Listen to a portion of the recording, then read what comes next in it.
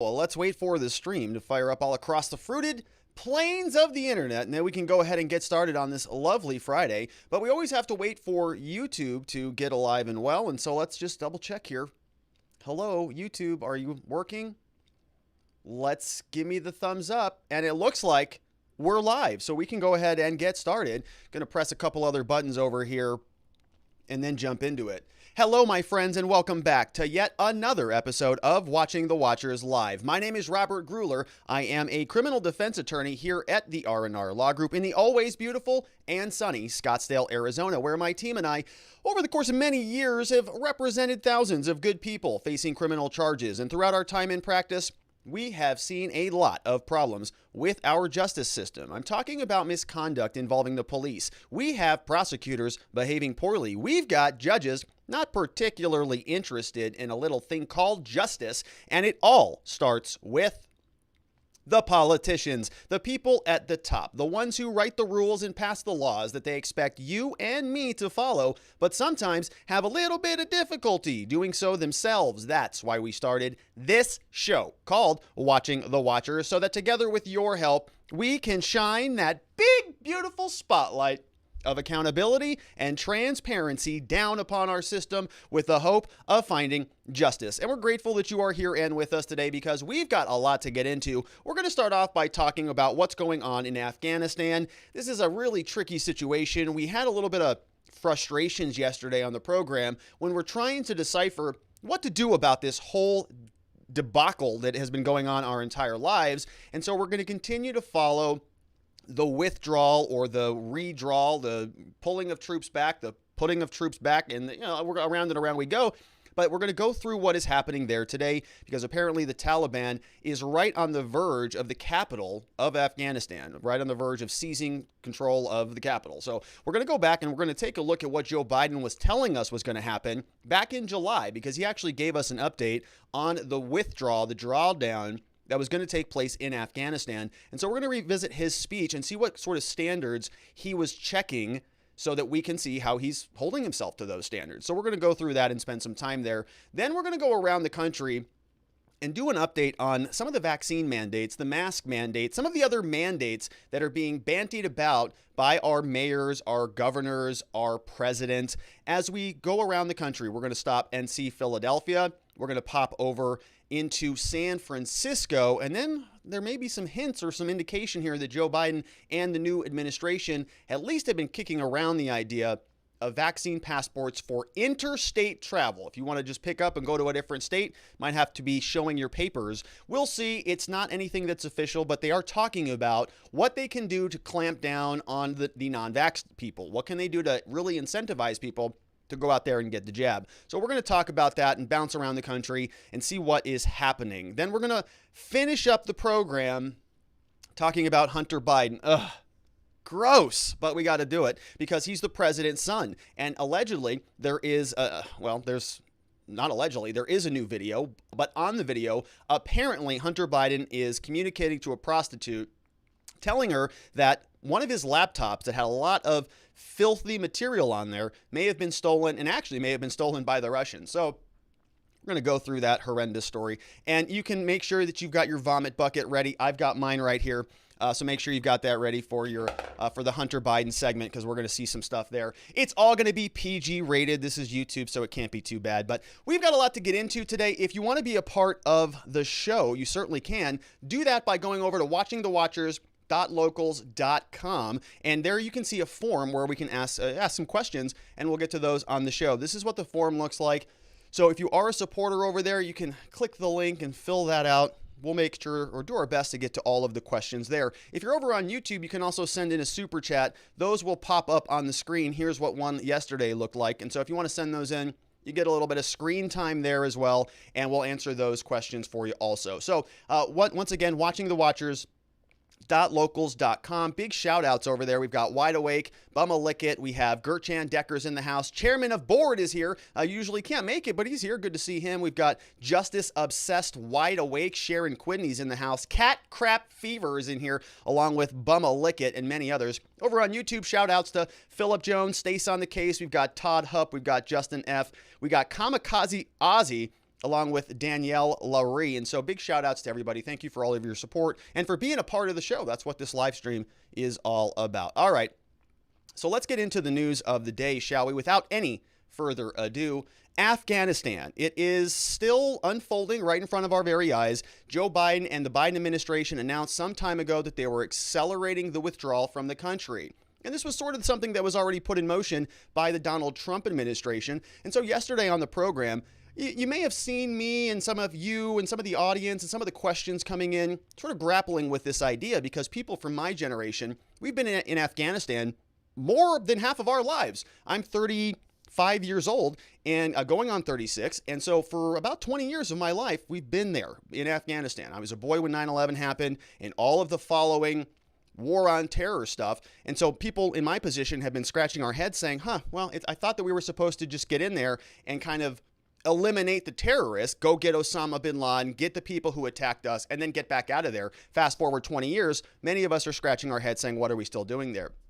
Conversely, we also have this tension, this pull the other direction, because we're looking at the imagery, we're looking at people who have also been born into an environment where the United States was providing security, right? There may be other people there who were 15, 16 years old who were born into a state where the United States was helping to secure their country. And now they're not. And now there are a lot of things happening that are humanitarian crises. And in fact, the UN is actually calling this a humanitarian catastrophe. And so there are also some concerns about this. Do we exit appropriately? Can we exit better so that we are not letting these situations happen? Or is this just something where it's going to happen anyways, right? Doesn't matter if we got out now, 10 years from now, it's just something that is not winnable. And so the only thing that the U.S. can do, the only thing that's in the United States' interest is to pull out regardless of what's happening. But the UN is telling us very, very severe consequences. Got to make sure we pay attention to this, that they're calling it a humanitarian catastrophe. So it's a big, big word there. More than 250,000 people, 250,000 people, been forced from their homes since May. That's 80% of them being women and children, right? Same sort of analogy we talked about yesterday. You know, what's happening now? If you're just a mom and your family and the Taliban is roaming through here, we've already heard stories that the Taliban is, basically pulling women out for sex slavery and for wives, and they are killing any, males who are not on board with their ideology. So very, very tragic what's happening. Many reported extortion are by armed groups.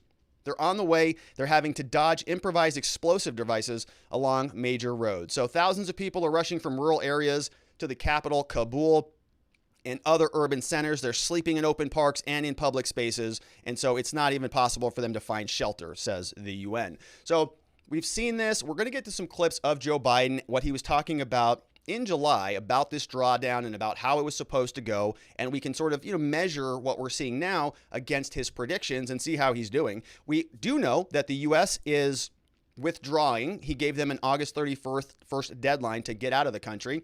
And now they're going back in. So CNBC is telling us that 3,000 troops are now going back in to help get out. So 3,000 are going back in to evacuate Kabul. And it says that this is going to consist of 3 infantry battalions from the Marines, from the Army. They're going to go back over to the international airport within 24 to 48 hours. That was as of August 12th. That was from a Pentagon spokesman that we heard from yesterday. And I wanted to show you this clip of another gentleman who was on CNBC this morning over here with Shepard Smith. And he's a veteran. He was somebody who served over there in Afghanistan. And he was sort of, I think, articulating some of the exasperation that I was feeling, that you may have been feeling yesterday, about thinking, we sort of knew this was coming for a long time. Donald Trump put this in motion. Joe Biden put this in motion. We knew that these dates were coming. We've been there for 20 stinking years, or whatever the final tally is, but for a long time. And so how could something be so botched like this? How could something be so bad? We're going to look at more imagery of what's happening, but how do we go from a situation where there's moderate stability to now a humanitarian catastrophe per the UN, with 250,000, 250,000 people now displaced like this within a matter of months? And it's because, well, let's see what happens. But my question is, why is this something that was not able to be done a little bit better? Because it feels extremely frustrating. This is what we were talking about yesterday, and this guy captured it pretty well. Here he is. Thanks for having me. I served in Ghazni. I lived there for a year. Um, this is such a shameful day for our country because we could have saved our Afghan wartime allies before all of this transpired. You know, the Biden administration seems to have been so concerned with the optics of a chaotic evacuation that in choosing to do nothing up until now, they have ensured the very thing that they were most afraid of, a chaotic evacuation. I can't think of anything more disastrous. We've told now the entire country, if you want to attempt to get out of Afghanistan, you have to get to the one airport in Kabul. What is going to happen when the Afghan population stampedes that airport because it's the only way to get to freedom? I am honestly, I'm just aghast that we've done this. This has been something that we've been warning about for months, and it seems that thus far the administration took none of this seriously, and now it's too late. Yeah, so very interesting conversation happening here, and you hear how he talks about sort of we've known about this for months, right? And that was the other point I was just making before I played that. How could this be so bad? How could it be so obvious that we're pulling out and the Taliban is seizing? I've got a headline, a slide here: 65% of the country, just like that. They're in total control of it. How did that happen? Or maybe that was exactly how it was intended to happen. So this gentleman is obviously, aghast. He's sort of, flabbergasted, a little bit flustered there trying to speak, saying, how could this possibly happen? But Joe Biden kind of told us a little bit about this, kind of told us that it was going to be kind of quiet and then a very, very fast withdrawal. Almost like it was strategic, like this is part of the military plan to not have a very slow, stable withdrawal, but just to pick up and go, just to get out of there. We're going to hear from him in this clip. This was a little speech that he read from this was on July 9th, 2021. President Biden delivers remarks on drawdown efforts in Afghanistan. So you see here, drawdown remarks on our continued drawdown, ongoing security, humanitarian assistance to the Afghan national defense, and so on and so forth. So we have this clip. Now, this was on July 8th, and so I want to show you, I've got 3 different clips from him, and this is the first one. I want you to pay close attention to this little phrase that he says: speed is safety, right? Speed is safety. So in order to protect American troops, in order to protect our assets, the idea being that you go quickly, right? You just pull up and get out of there so that there is no time for a response or for anybody to interfere with your withdrawal. Here's what he was saying, describing that. When I announced our drawdown in April, I said we would be out by September, and we're on track to meet that target. Excuse me. Our military mission in Afghanistan will conclude on August 31st. The drawdown is proceeding in a secure and orderly way, prioritizing the safety of our troops as they depart. Our military commanders advised me that once I made the decision to end the war, we needed to move swiftly to conduct the main elements of the drawdown. And in this context, speed is safety. Huh? And thanks to the way in which we have managed our withdrawal, no one U.S. forces or any forces have been lost. Conducting our drawdown differently would have certainly come with an increased risk of safety to our personnel. Okay. So now you can see, right, the military personnel, the people that he was briefed on by, Jen Psaki said, nope, this was a very clear-headed decision, very clear-eyed was the language that she used, saying that, nope, we met with everybody. We knew exactly how this was going to go. And you heard here from Joe, speed is safety. We're going to go out of there quickly. We're going to pick up and roll on out of there. Now, you might say that this was intentional or something like that because he just justified it that way. But part of his plan that he just described wasn't sending back 3,000 more troops to go in for the orderly drawdown, right? It was orderly until it wasn't anymore. And now a bunch of troops have to go back, 3,000 of them to be specific, in order to secure the evacuation. So kind of missing the mark there a little bit, right? This is not an orderly drawdown anymore. This is sort of a chaotic catastrophe. It's a humanitarian crisis. As the UN said, 3,000 troops are going back. So in July, it did sound orderly, but it's not anymore. Now it's certainly problematic. And the speed is safety design element, or even the feature, you might say, that the military brass was apparently advising Joe Biden about, isn't working so well, is it? So we have another clip here from Joe Biden. This is where he's saying, and this clip, it's actually hard to disagree with him on this, right? Especially if you're somebody who is anti-war, you've got some questions about what we're doing over there in the Middle East, what we have been doing over there for most of my lifetime. And here's Biden. He just comes out and basically says something that's hard to disagree with. Here he is. As I said in April, the United States did what we went to do in Afghanistan, to get the terrorists who attacked us on 9/11 and deliver justice to Osama bin Laden, and to degrade the terrorist threat to keep Afghanistan from becoming a base from which attacks could be continued against the United States.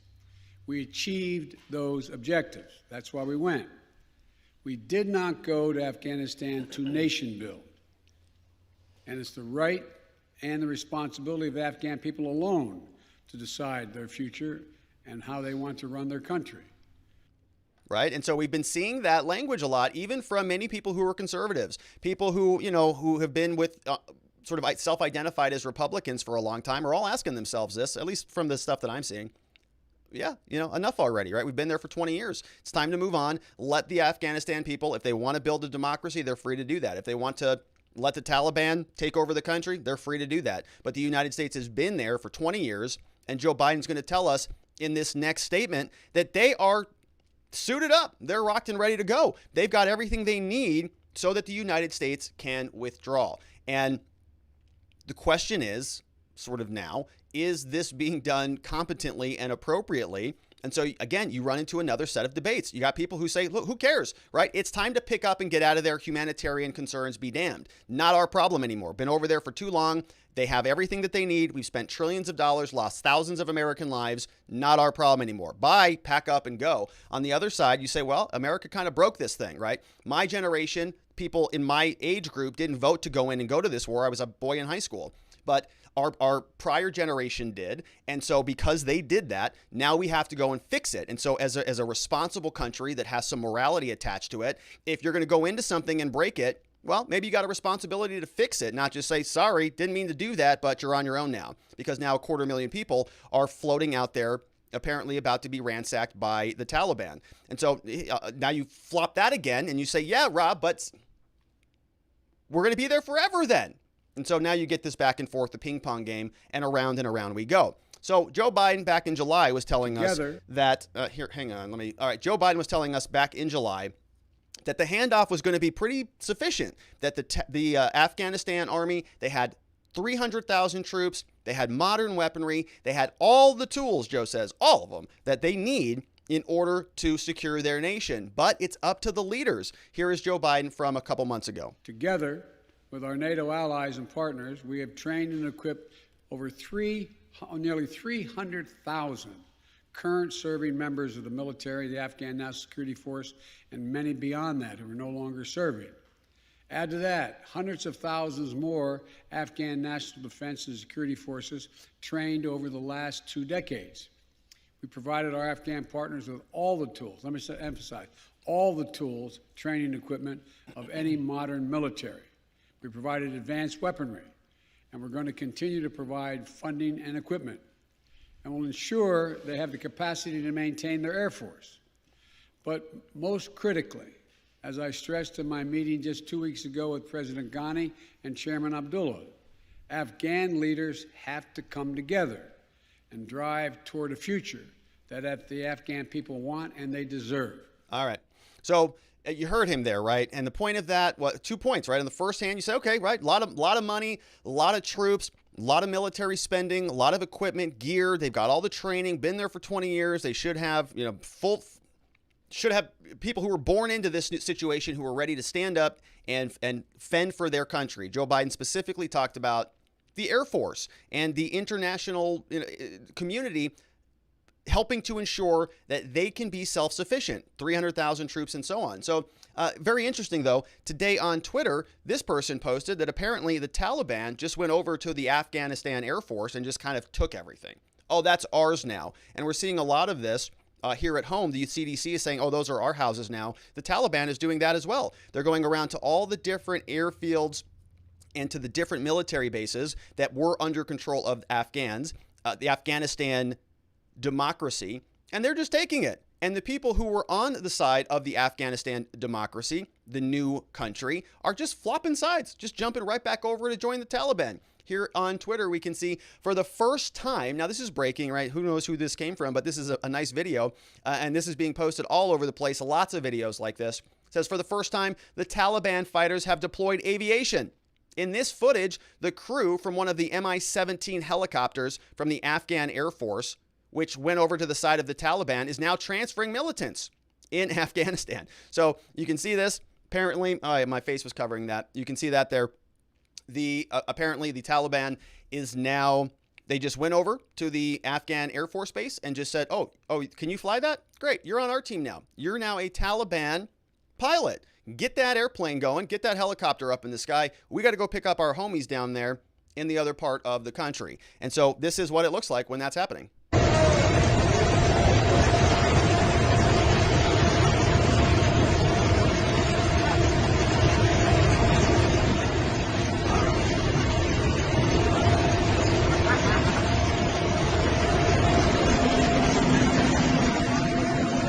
So there's a lot of images like that. Many other images of this going to entire parking lots full of Humvees and other Afghani vehicles. And so they're just sort of taking all of the opposition's military gear, and that's just ours now. That's ours. Thank you. And so they are marching forward. They are on the verge of seizing the capital of Afghanistan. They are now very close. They just seized Kandahar, and they prepare to march on the Afghan capital. This was posted 11:30 a.m. Eastern time this morning. It says the Taliban completed the seizure of Kandahar, the second largest city in Afghanistan and the Islamist movement's birthplace, took the custody into a warlord who organized failed defenses. We saw a lot of this yesterday, combined with two other advances, including the capture of capital of Helmand.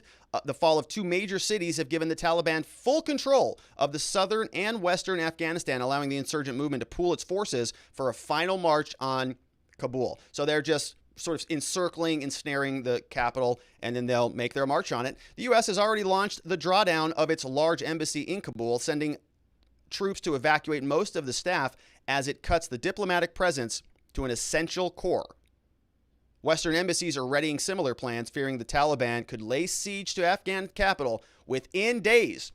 So they're just ensnaring it, just seizing off these little smaller provinces, taking all of their military assets and preparing for a movement on the capital of Kabul. Now, we'll see. We know that Jen Psaki, yesterday, I think, on the show, had said that they want to communicate with the Taliban to see if they can, get their act together and be recognized on the world stage, saying something like, well, if they want to be respected in the international community, they're going to have to think about their actions. Okay, so we'll see where that goes. Here are a couple images of what it looks like around those parts. Okay, women and children, of course, are always going to be, the most hurt here. We've got busloads of people. This photo was taken by Victor Blue from the Wall Street Journal, said Afghans boarded buses on Friday to escape areas of fighting from the north of Afghanistan. Over here, another one from Victor says, Afghans brought loads of belongings onto buses Friday to flee areas of fighting in the north of the country. All right, so people just packing up all of their stuff in sheets and bags and just, loading them up on buses. The capture of Kandahar is by far the most significant victory for the Taliban, said an analyst from the International Crisis Group, said that in the minds of the insurgents, it symbolizes the return of the Islamic Emirate that was proclaimed by Mullah Omar. We have a female university student, just barely escaped Kandahar on Friday, said the city was taken with no resistance. No resistance, they just took it. There was celebratory fire. People are also scared.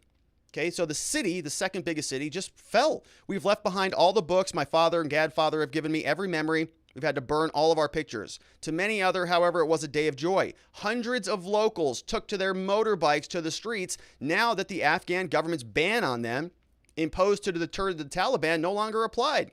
Shops and markets were opened.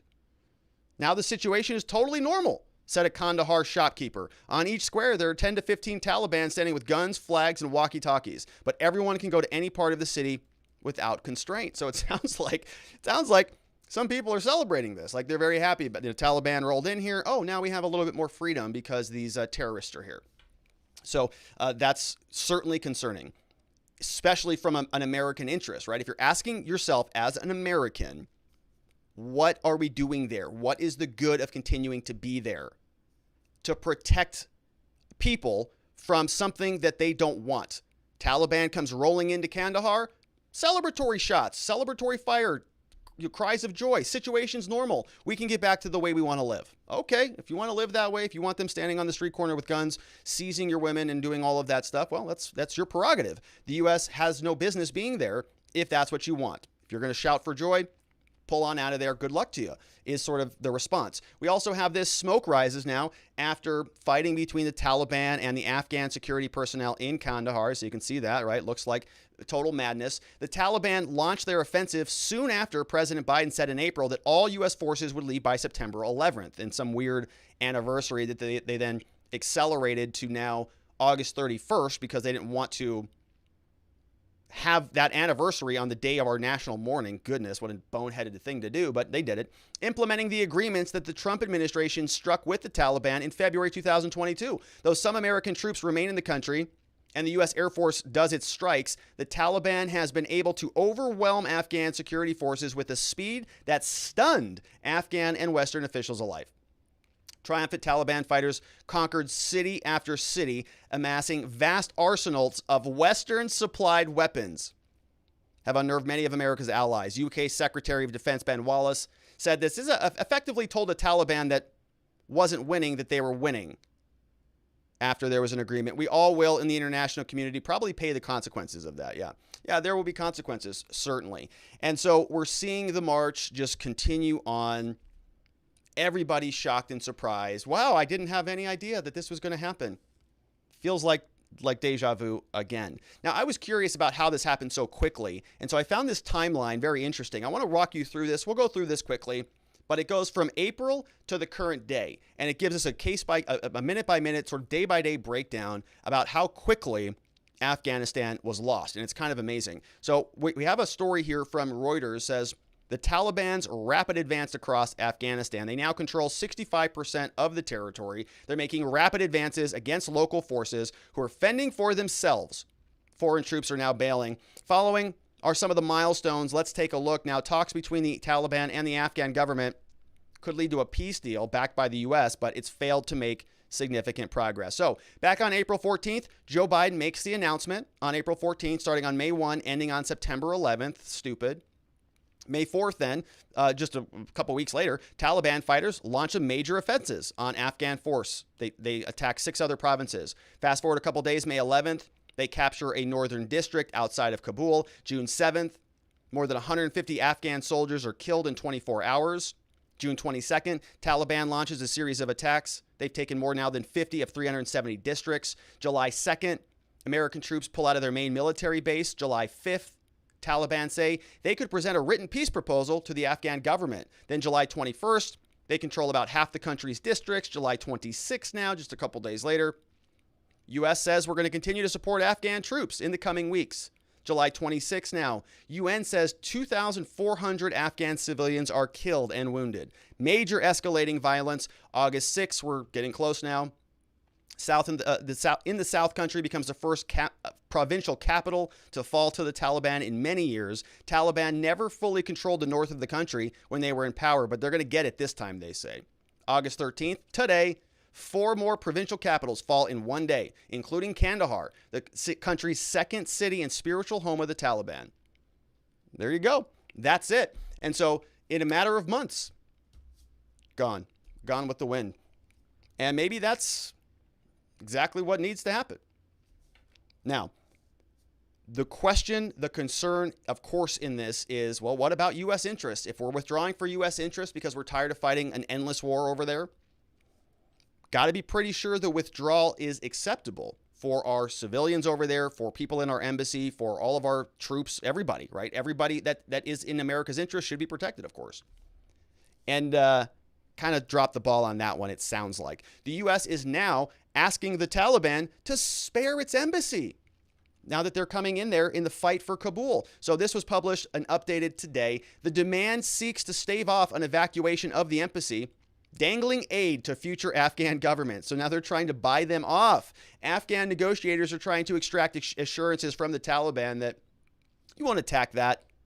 If you ever want to receive foreign aid, don't attack our embassy in Kabul. The effort is being led by Zamal Khalilzad, who's a chief American envoy with the Taliban. On Thursday, State Department announced it was sending home 1,400 Americans that were stationed there and leaving a core diplomatic presence behind. Mr. Khalilzad is hoping to convince Taliban leaders that the embassy must remain open if you hope to get American financial aid and other assistance in the future.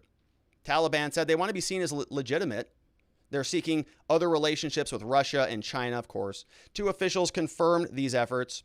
3rd official said that the Taliban would forfeit any legitimacy and any foreign aid if they attacked Kabul or they took over any of Afghanistan's government by force.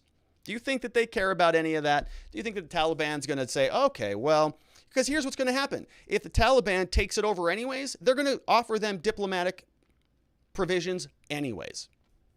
They're going to say, if you don't take our embassy, if you don't take over control of Afghanistan, then we'll negotiate with you and legitimize you. But if you do seize it, then we're not going to negotiate with you and legitimize you. Well, yeah, right, because what else are you going to do? Go back in there and go back to war again? The only other option you have at that point is diplomacy then, because you have said that we're not using physical combat anymore, or at least not having a physical presence there.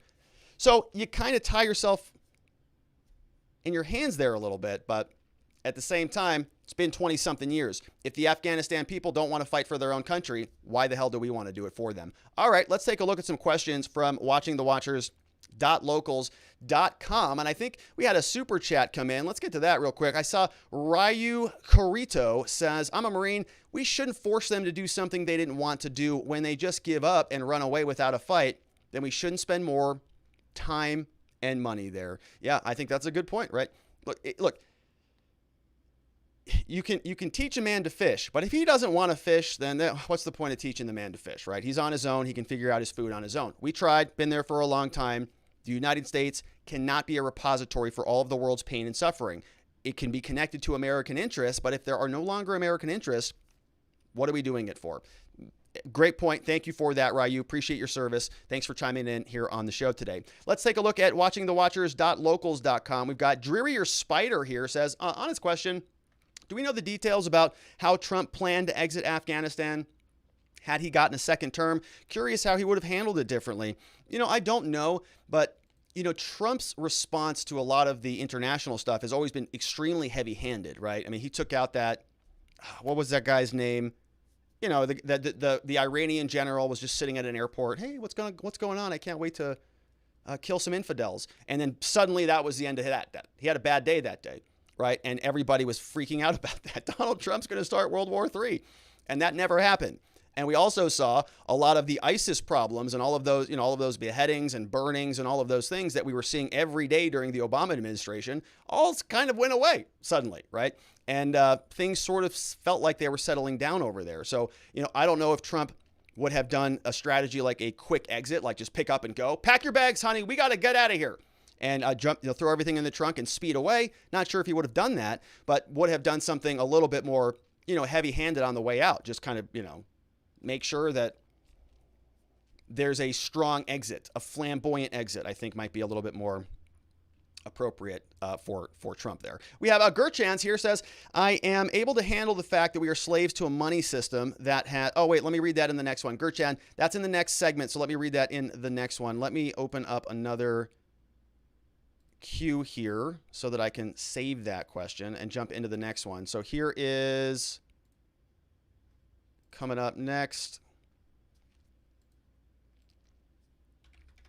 All right, sorry about that. We have here, Want to Know says, watched a Pentagon briefing. Psaki has a brother. Worst briefing ever. Where are we going to circle back now with 3,000 troops for extra safety if needed? This morning was 30 days to get Kabul. Now it could be shortly. All that said was day hum hum. I miss Rumsfeld's briefings. That's from Want to Know. Good to see you, Want to Know. Thanks for the comment. We have Sharon Quidney here says, the UN is calling the Afghanistan situation a humanitarian catastrophe. I wonder what they have to say about our southern border catastrophe. Maybe nothing, because they don't want to shed a bad light on the greatly and highly esteemed and most august current dictator.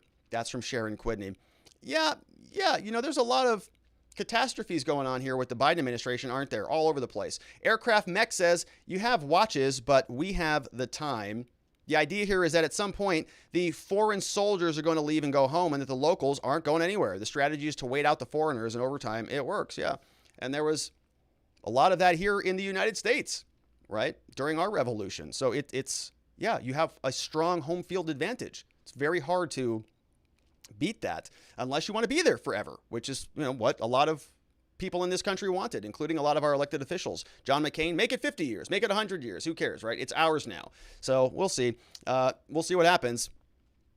But apparently Biden's going to stick to getting us out of there. We have Nadarb here. Darb says, did I hear Joe say speed is safety? He seems to have instilled that motto into Hunter quite well. Get it? Speed, meth, Hunter, LOL. Yeah, I got it. That's clever, Nadarb. Thank you for that, Darb. Good to see you. We have Sergeant Bob says, President Trump had capable military command. Biden replaced them with a bunch of snowflakes, chosen more for minority status and military knowledge. This is no surprise to watching the watchers. Yeah, because our new Secretary of Defense now is sort of wrapping himself in bubble wrap and then using face masks all over the place, right? It's like a weird paranoid person that is supposed to be sort of strong and not afraid of anything. And now he's sort of, oh gosh, I got to make sure I don't catch this virus even though I'm vaccinated and all this stuff. So a little bit strange. We also have the woke Marines, right? Remember that? The woke Marine, the Marine that came out and goes, drama TV, and goes out there and he's going to get really upset about some of the drama. Then he makes a video directly inserting himself into the drama. Remember that?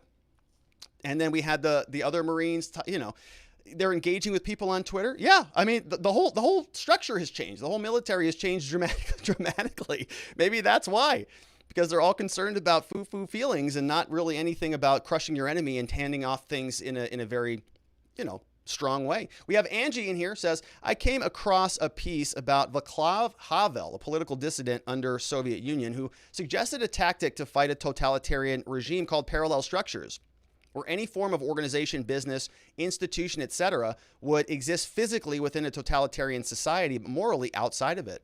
Made me think of you, Rob, and how you were building this community of like-minded people who don't give in to the propaganda spread by the government. And for that, I really appreciate you and the amount of work and effort you put into it. Oh my gosh. Angie, that is such a nice comment. Thank you for that.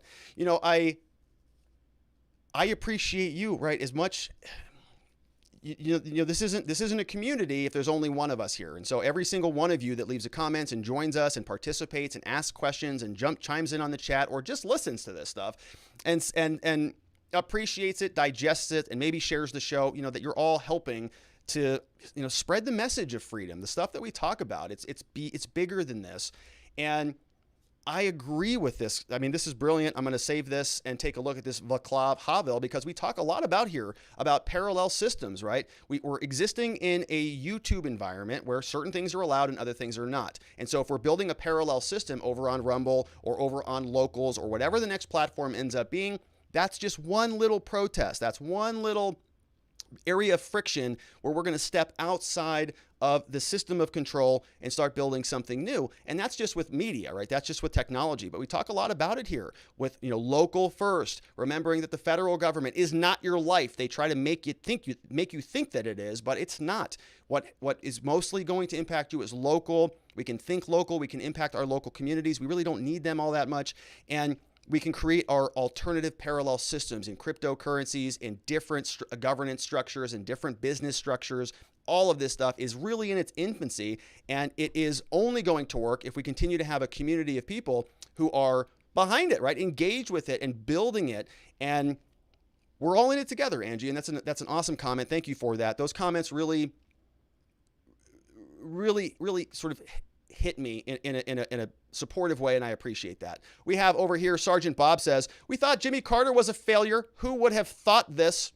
Yeah, good question. I think everybody kind of predicted it would be bad, but this bad, kind of questionable. Peely Wally says, hey, Rob, why doesn't the Western world come together and fund the installation of massive screens throughout Afghanistan, then play Joe Biden's speeches on a constant loop? The Taliban will be fast asleep in no time, therefore no longer a threat. Well, that sounds like very, very cruel and unusual punishment. That might be something that's in violation of the Geneva Convention to do that to those poor people, but it might be worth it. The Taliban are pretty vulgar themselves. We have another one here from Bush. Let's see here. My generation did not vote to go to Afghanistan, and Bush was an idiot. It was the government's, some troops, and 30 days. Bushmaster Hussein first. Well, look, I don't know who voted for it. All I know, I didn't vote for it. I couldn't vote for it. I was like 13 or 16 or whatever you are. But screw Joe Biden's here, says Joe Biden does not care about U.S. troops. If he kept Donald Trump to deal with the withdrawal by May instead of delay it to September, because of his petty ego. Also, did you know the Pentagon spent $88 billion to build the Afghan army, and 28 years later it collapsed within 3 months? What a joke. Also, the equipment and the numbers don't matter. If the troops are not motivated and low morale, remember, when ISIS captured Mosul in 2014, where 600 ISIS members defeated 30,000 Iraqi army equipped with modern weapons who retreated. Now the equipment given to the Afghan army will be on the Taliban side. Yeah, right. You can teach a man to fish, but if he won't do it, what can you do? And what's the point of teaching him? There are other people where you can focus your efforts. Sharon Quidney says, oh, please, our allies in the UN are as useless as the Supremes. They just want us to pick up on the tab of everything. They revile us for doing anything, then revile us for doing nothing or pulling out. It's just a matter of time until the Taliban attack us or one of our, quote, allies again, right? And then the system of the perpetual war just kicks right back into gear. We leave. Oh, we can't leave. We go back. Oh, we can't be there. Oh, we leave. Oh, it's going to cause we go back. And around and around we go. It's a government-caused disaster, right? The government causes problems, and then they come up with solutions that cause more problems and unintended consequences. The whole thing is a government problem. Like most problems that are in our lives, most of them come from the government. We have here, Vienticus Prime says, I'm sure this all has nothing to do with how a few months ago the U.S. leaving bases without notifying the Afghan army beforehand like they were supposed to, or Afghan militaries, or at least people dressed up as Afghan military, handing supplies over to the Taliban, or at least people dressed up like the Taliban shortly thereafter. Who knows what's going on? And the more and more sort of disdainful of any of our governmental institutions that I happen to get, and I think many of you do, the less and less you just trust what they're telling you, right?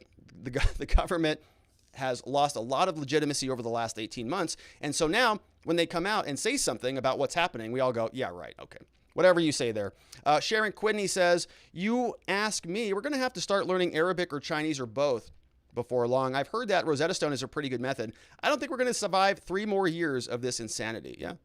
We got 3 more years of this presidency. Probably Chinese, if I had to guess. That sounds like it would be. We have G. Darb is here, says, we have to remember that a lot of people, this could easily be propaganda. There are a lot of very wealthy, highly connected people who are missing out on lots of cash by this move. So you got to be careful believing these things, especially knowing how easy it is to create these and manipulate people. Yeah, you're right, G. Darb. I think you're right about that, right? I always sort of look at that. You just see these articles that are like these really, really sad, horrific images, and you go, where are those from? Right? When were those being taken? I get your point. Kareem, that was on the next segment. So let me see if I can get back to that. Screw the UN says, people say might make right is wrong, but need to remember that it requires force to enforce the law, which is highlighted in Afghanistan. Now, the impending humanitarian collapse is inevitable because the Taliban is a vicious organization and the UN is useless. Yes. That's pretty accurate. Drearier Spider says, if nation building needs to adhere to you break it, you buy it, then the people who should be sent over there to fix this are W, Biden, and Obama. Meghan McCain can go in place of her deadbeat father. I'm sure she'll broadcast enemy propaganda throughout the prisoner of war camp too. Ooh, that was a spicy one against John McCain there. Oof, that was spicy. The Taliban says, if the Afghan government was locking people down because of COVID and the Taliban marched in and gave them freedom, well, that's ironic. It is ironic, isn't it? Kenny 1B says, what a quagmire Biden got us into. Yeah, I think that's fair. We got Kenny says, Vietnam all over again. We have over here, Pato says, I think Ben Shapiro said today that no U.S. soldier has died in combat in Afghan for like a year. Something like that. So if this is just about the money, then what about all the gobs of money we spend in other areas like South Korea, Germany, etc.? I think this is all about Joe Biden's legacy. Interesting. Yeah, he's spending hand over fist. He's ending wars. Maybe he's trying to, have some victories. He's not getting many of them domestically, as we know. 3 Girlie says, so much for not negotiating with terrorists. Why would we ever give them aid? Seems totally pointless and a waste of money. On Tucker last night, a guest said, instead of filling potholes in our infrastructure over the last 20 years, we were making potholes in third world countries. We spent $1 trillion over 20 years and now have created the Taliban Air Force. Seems so pointless to nation build in countries that don't want that way of life. We should have stuck to the goals of killing the bad guys and leaving. Yeah, 3 Girlies, I think you're right about that, right? You either do your job or, well, we'll see. All right, Jen Psaki's here. Says that Jen Psaki is a joke. The Taliban, respectable. Your respectable work on the international community. Yeah, so this is saying that Syria, they managed to stamp ISIS and other terrorist groups because the Russians supported them. They have a decent army and the support of the people. That's from Jen Psaki's a joke. We have here, final one from Sergeant Bob before we jump into the super chat. Says, Bush administration got us there, orchestrated by Cheney. Now we have Liz Cheney. Trump spoke out against Bush. Now Liz is batting for the other team. That's right, Sergeant Bob.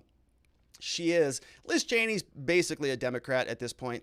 So I think you can expect her to continue to caucus with them as she is doing now. All right, we have Austin Prestridge says, hey, Robert, as an L1 at Wake Forest, I want to gear my future to assist in a movement like Watching the Watchers. Any advice for future lawyers? Oh, yeah. Oh, man. So you're a first year law school student. So, honestly, my friend, one of the first things, if I could rewind the clock and give myself advice back as a 1L, I would start creating content. I know I'm saying that, but I would have started a long time ago.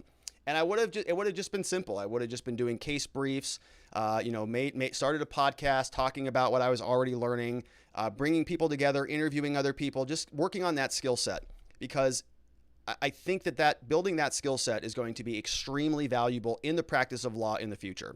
I think that a lot more stuff is going to go digital. I think the courts are behind the ball on a lot of this, that we're going to start seeing digitization of some of this stuff in the near future. And so I would work, yes, legally, you want to be the best lawyer that you can possibly be. You want to be somebody who is very, very skilled with the English language. Read, speak, practice, get in front of as many people as you can to try to talk to them.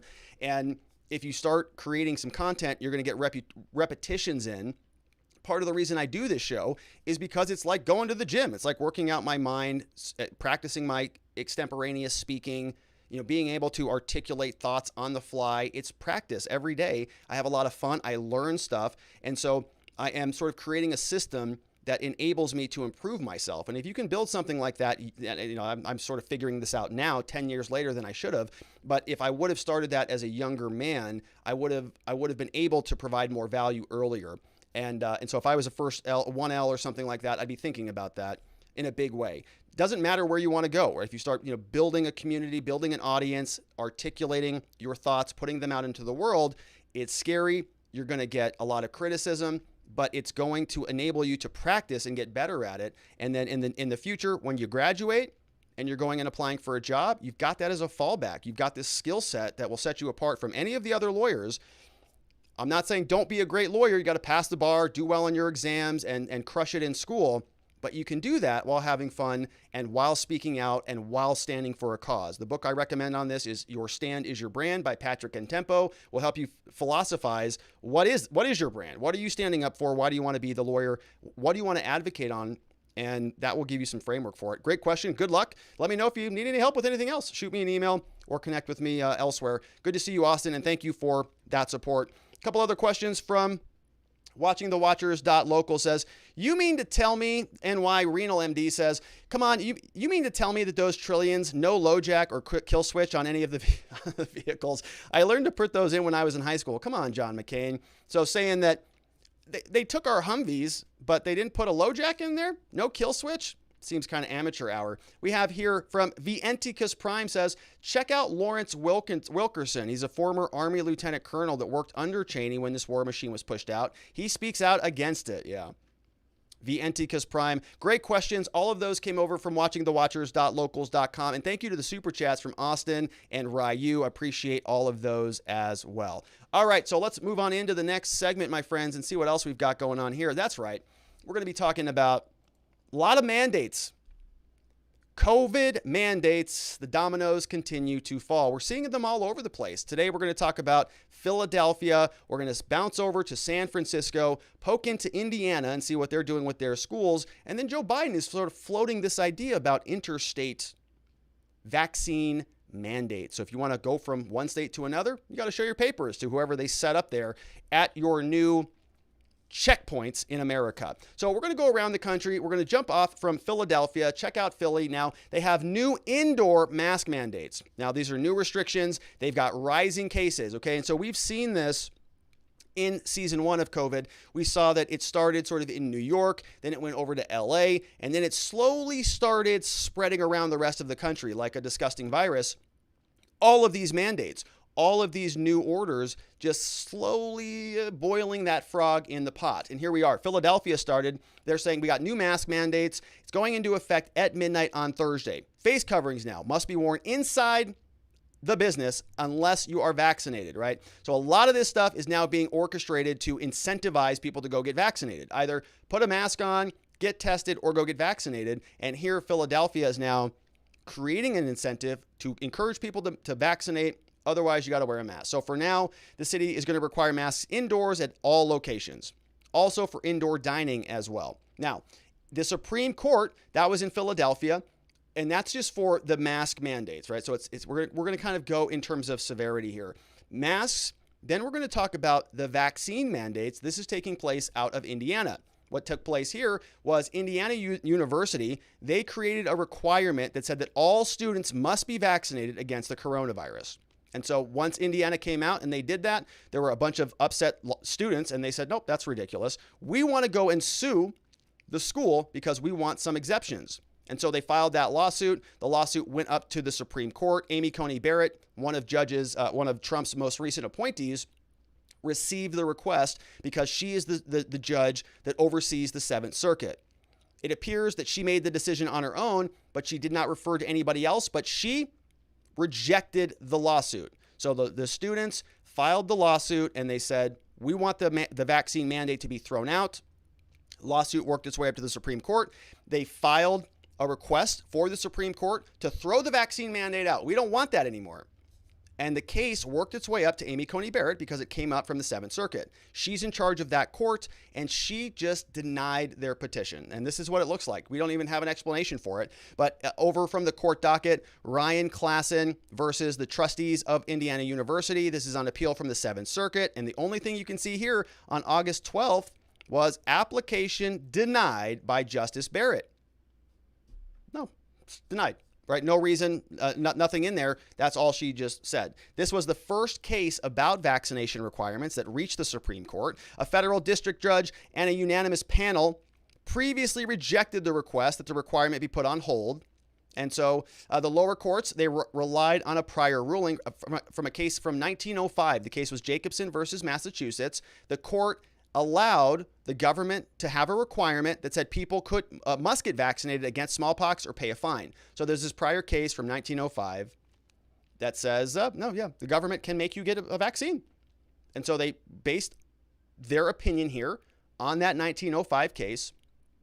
And lawyers now say that, no problem at all. What the Supreme Court did here is actually in line with prior precedent. The law in 1905, for example, didn't have any exceptions for religious or medical reasons, but the university does. And second, the requirement only applies to Indiana.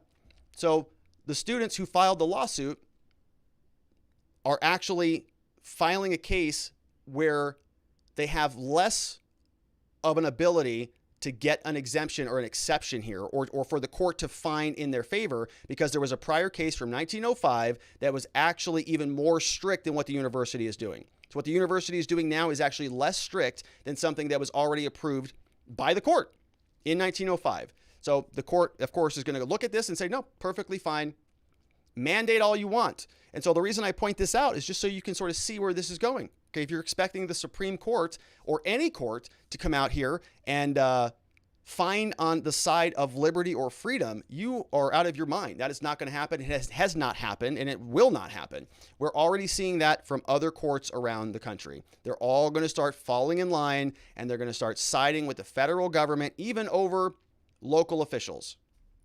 We're having that happen here in Arizona. There's an anti-mask mandate that schools can't mandate it. The CDC said the schools need it, so schools are now following what the CDC says over what the governor says. So when the courts get involved with that, what are the courts going to do? Side with the CDC or side with the governors? Side with the people who have put rules in place that limit these draconian COVID requirements, or side with the federal government? They're going to side with the federal government. They're going to allow the government to do whatever the hell it wants because they are part of that.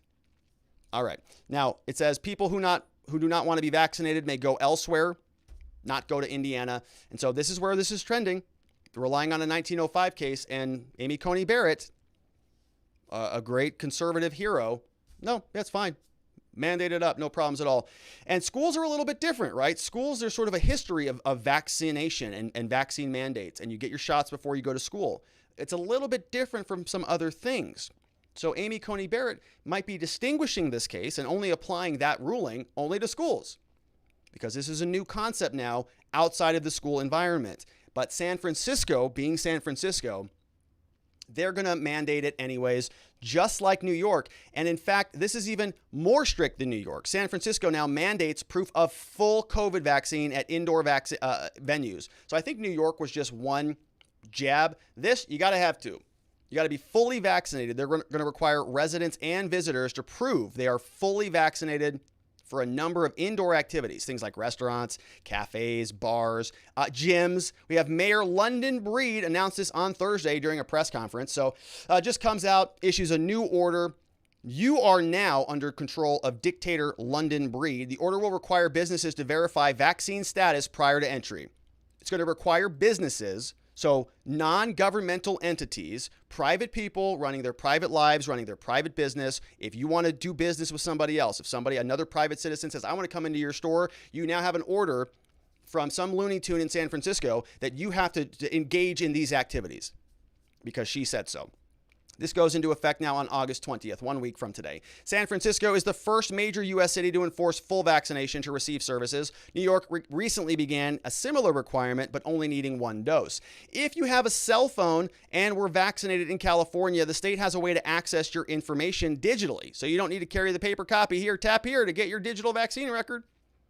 If you're in the Bay Area, just tap that deal and you can just go and get it. And so this is really complicated because we know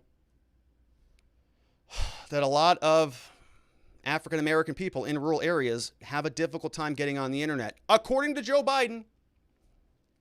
So I just don't know how they're going to get an app on their phone and digital, all that stuff. So that's very, very racist that they're doing that, which is just par for the course because we're going to see here in a minute, New York is also very racist with their vaccine mandates. But let's take a listen into this mayor from San Francisco who's going to come in and mandate that all these private businesses do whatever she says. Here she is. So why are we here today? Yeah. Well, part of it is we're taking our steps around vaccinations just a little bit further. You okay? And starting August 20th, you will need proof of vaccination in businesses for your customers in high contact areas like bars, restaurants, clubs, theaters, entertainment venues, indoor gyms and fitness, coffee and shops, large indoor events with more than 1,000 people. By October 13th, employees at these establishments must be vaccinated as well. So all of the employees need to show proof of vaccination by October 13th to their employer. Now, to be clear, this will not include people or kids who are under the age of 12 because they can't get vaccinated. So what we don't want folks to think is a family of... All right, so she's going to go on more ranting about whatever. So we have a new, apparently this woman is the mayor, not a doctor, not a medical provider, nothing, and has just mandated to you, right? If you're a business owner, I happen to be a business owner. So this lunatic comes out and says, Rob, you can't run your business anymore. I don't live in San Francisco, obviously, but if this pernicious virus of totalitarianism continues to spread throughout our country, eventually it's going to land on my doorstep. And there is no vaccine for this other than our voices and speaking out and building communities. So when it does come here, we're going to have to figure out what to do about that. But here, the theory would be she would just, I get an order now, and I have to go to my employees and I have to say, you all do this. And they say, well, Rob, I've got this condition or this condition or this condition. And I say, that's just too damn bad because Mayor Looney Tunes over here said that I have to do this in order for me to continue to run my business. So you have to go do this now. And it is a very, very disgusting thing that our elected officials are mandating from us. It is the antithesis of freedom and the ability to conduct your lives and pursue happiness to your own liking. we'll see where it goes. We already see the Supreme Court came out. Yeah, you can do it in schools. So what's the difference between schools and this place? And what's the difference between this variant and the next variant? And what's the difference between this virus and the next virus? And how many different booster shots are they going to have to require you now? Do you have to show them every time you get your booster shot? And what if they also want to see your other information? And folks, you might listen to that and say, that's insane, right? But the same people who are saying that all of this stuff was going to happen now, like I was saying 18 months ago, screaming from the rooftops, we're going to do this again. Do you think we're going to lock down for 15 days? Are you nuts? Of course it was never going to be 15 days. It's always a snowball of power rolling down the hill, gobbling up everything in its path, and we are in the middle of it. We are right in the path of the snowball, watching it come down. Oh, here it comes. And there's not much that we can do about it other than continue to speak out, which is what we're doing, and I appreciate your support here. All right, so now Joe Biden is still unsatisfied. They have not seized all of the juice out of our corpses yet. And so what they're going to do now is think about what else they can do. Brainstorm, how else can we just beat our own citizens into submission just day after day after day without causing too much backlash? We got to find this nice little balance where we can strip away a lot of their liberties without them getting too upset about it. It's sort of like the frog in the boiling pot that we talk a lot about here. You don't want to turn the temperature up too much too quickly, otherwise the frog's going to jump out. So Biden is now having to balance this out, and he's not very mentally competent, so he's having some difficulty here. It says from U.S. News here by the Associated Press that Biden is eyeing tougher vaccine rules without provoking the backlash. So just turn the temperature up just a little bit so that nobody freaks out about it. Zeke Miller wrote this, said that when the pace of vaccinations in the U.S. first began to slow, President Biden backed incentives like $1 million cash lottery, if that's what it took. But as new coronavirus infections soar, he's testing a tougher approach. In just the past 2 weeks, Biden has forced millions of federal workers to attest to their vaccination status or face onerous new requirements. He's met with business leaders at the White House asking them to do the same. Meanwhile, the administration is taking steps towards mandating shots for people traveling into the U.S., and they're weighing options to be more assertive at the state and local level, including potential support for school districts imposing rules to prevent the spread of the virus. Over here we have the White House still has no plans to develop a vaccine passport infrastructure, no plans. The Biden administration had promised to share frameworks for verification systems, but let that up to the private sector, in part because of political sensitivities. Still, while more severe measures like mandating vaccines for interstate travel or changing how the federal government reimburses treatment have been discussed, the administration worried they would be too polarizing for the moment. See that right there? That's not to say it won't be implemented in the future as public opinion continues to shift, because the vaccinations are being used as a means to restore normalcy, which is total nonsense, right? Is that the case at all? We've had vaccinations out all over the place. No normal. All right, Lawrence Gonston says something. Yeah, he said he's really going to have to use all the leverage the federal government has and indeed use pressure points, says this good little bootlicker, Lawrence Gostin, a professor of health law over at Georgetown. I think there are a few that he can do, but he hasn't done yet. Yeah, so a good little totalitarian, of course, law professor at Georgetown, very intelligent, is saying, yeah, we got to bring the full leverage of the federal government down to bear on the necks upon all the citizens out there who are just enjoying a little bit of their freedom out there. That's what law school's like. There you go. That's a good example of that. So enjoy it. Over here now, the most racist mayor in the entire country, Mayor Bill de Blasio from New York City, is mandating that there are vaccines in order for you to engage in New York City. He has this new program called the Key to NYC, and said specifically, if you want to participate in all the great things that NYC has to offer, very simple. All you have to do, just go get a vaccine. Just go get a shot. And if you don't do that, guess what? You are a sub-citizen. You no longer get to enjoy all the privileges that the vaxxed people get. You are sort of in this subclass, kind of a second class, kind of a peasants or slaves or whatever it is. And it is now causing some people to ask about this. Who is this going to impact? The main narrative has been that these are all a bunch of idiot, redneck Trump supporters who are just a bunch of, hayseed, white supremacist, domestic hicks out there who just don't know any better than themselves because we're all too busy drooling all over ourselves to think for ourselves. And so they have to just keep smacking us in the head with their vaccine sales pitches day in and day out on every single show. You see all the time, get your vaccine, get your vaccine. Vaccine salesmen everywhere you look. It's disgusting. But now we are asking ourselves, all right, is that really the case? Is it really a bunch of these, what the media is claiming, these unsophisticated people out there who are having questions about some of this stuff? No, it's not the case at all. In fact, it is going to be disproportionately impacting young black people in New York. Here is the New York Times. The New York Times, which is a newspaper that presumably is in New York, would have a good idea of what this might be doing to the people there. Only 28% of young black New Yorkers are vaccinated. So if, as Mayor de Blasio said, you are not allowed to participate in the government or in anything that New York has to offer unless you're vaccinated, well, you're going to have a pretty big swath of young black people who are left out in the cold. A construction site safety manager in Queens said that as a black man, he was more worried about the prospect of being stopped by the police than he was about getting COVID. Graduate student in Bronx also not gotten vaccinated. Civil rights activist said that he was suspicious when they were prioritizing minority neighborhoods. So the racist Mayor de Blasio now going to have a huge portion of young black people in New York City who are just left out to dry. Very racist. Now, some restaurant owners in New York City say, no, it's not going to work for us. I don't think we're going to be the vaccination police, says this guy.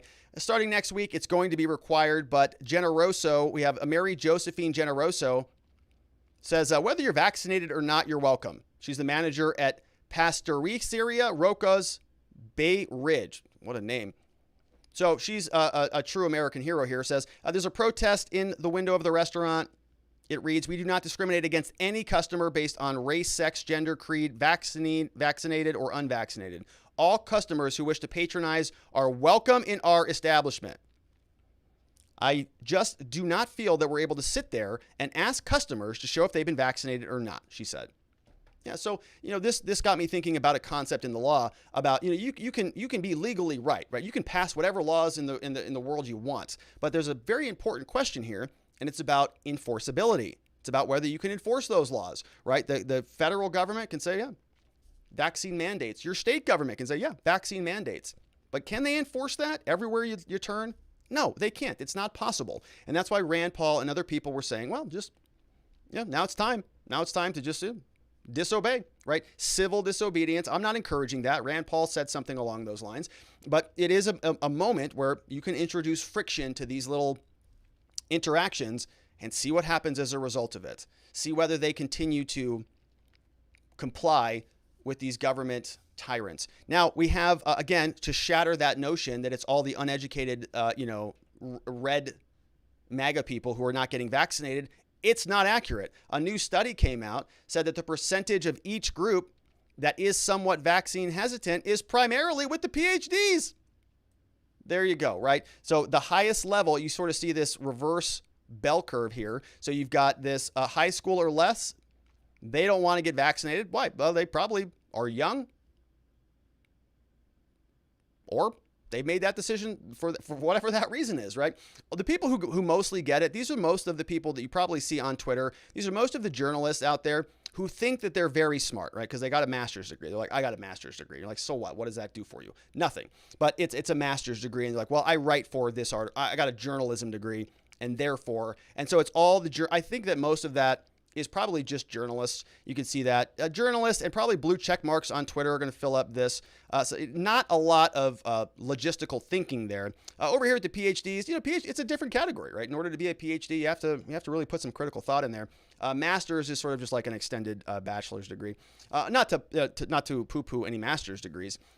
Quite frankly, I think that almost all of these degrees are essentially useless now in general because of the state of our educational system. But you get my point here. It's about the people who will look down their noses at you and say, oh, we're sophisticated. Okay, like that woman on CNN the other day. Obama and his people, they're sophisticated. Okay, that's what she's talking about, this category. These are the sophisticated people out here that just do what they're told anytime that they're told to do it, and they think that they're smarter than everybody else, but they're not. They're a bunch of dummies. because they got master's degrees. All right, let's take a look at the chat coming in from watchingthewatchers.locals.com. Let's see what is here. We've got a nice one here from Venticus Prime. Oh, I almost botched that. Says, all right, 2 things. Well, technically 3. I just figured how to enter a carriage. Okay. When I went to the VA hospital yesterday for my appointment, had to take off my personal mask for this thin, flimsy surgical mask. The reason being the Delta squad. Variant. There was no questions or anything about the type of mask I had or anything. Take from that what you will. Just wanted to point out about Cash Friday. People were talking about it in the YouTube chat. Participated by buying a pizza. Want some? It's a movement to support local small businesses by paying cash. Screw the big banks, data collection, and the lockdowns. Ugh. I love that. I love that. That's brilliant. Cash Friday. No, I've never heard of that. But I love that. Yeah, and that's part of the reason why I like the idea of alternative currencies, right? Not that you can escape sort of oversight by the IRS, especially now with the infrastructure bill, but I get your point, right? Pull yourselves out of the systems if you can, or barter or trade or any of those things. We've got Bumma Lickett says, 1905? Really? Science has evolved since that date. Yeah, certainly has. Good to see you, Bumma Lickett. We have informed consent says, a vaccine mandate violate the right of informed consent. I see a lot of Nazi words in here. All right, so I can't read that one. There's too many controversial things there. See the Veil says, oh my God, seriously, mandates and passports. The unvaccinated are the problem. What? How many immigrants come across the border illegally infected with COVID under Biden's blessings? The immigrants are responsible for the outbreaks. Pfizer, Merck, other pharmas are not responsible for their failures. Not to mention these companies. All right, so some medical stuff there. Small businesses in New York, under the new mayor's decision, are mandating that small businesses have to turn away customers. The small businesses need to be compensated by the city when they're required to work for the mayor's police. Reminds me of a plumber that is holding a toilet brush and says, bend over. Yeah, that's right. Right. If the mayor's office is going to deputize all of the employees of all the restaurants, of all the bars, of all the gyms to be your little mini dictators, excuse me, sir, I have to check your vaccine. Mayor de Blasio said so. And so now you're working not for the business, you're working for de Blasio. Well, you should be compensated for that.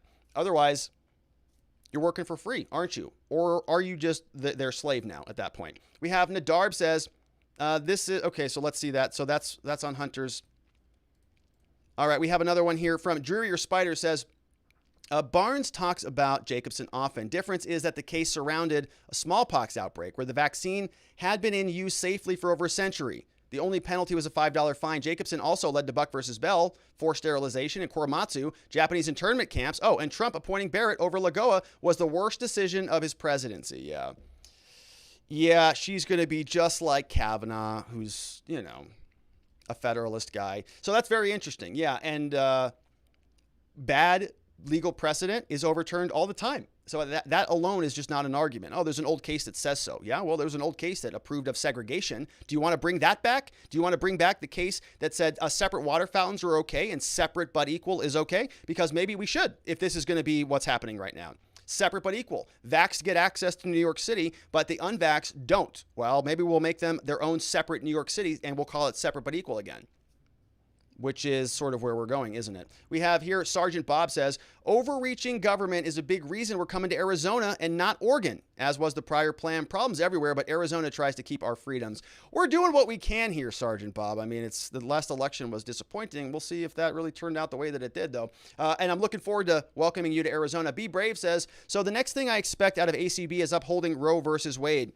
Makes perfect sense in a clown world. Yeah, probably the staunchest Catholic woman ever. Right? Probably going to uphold it.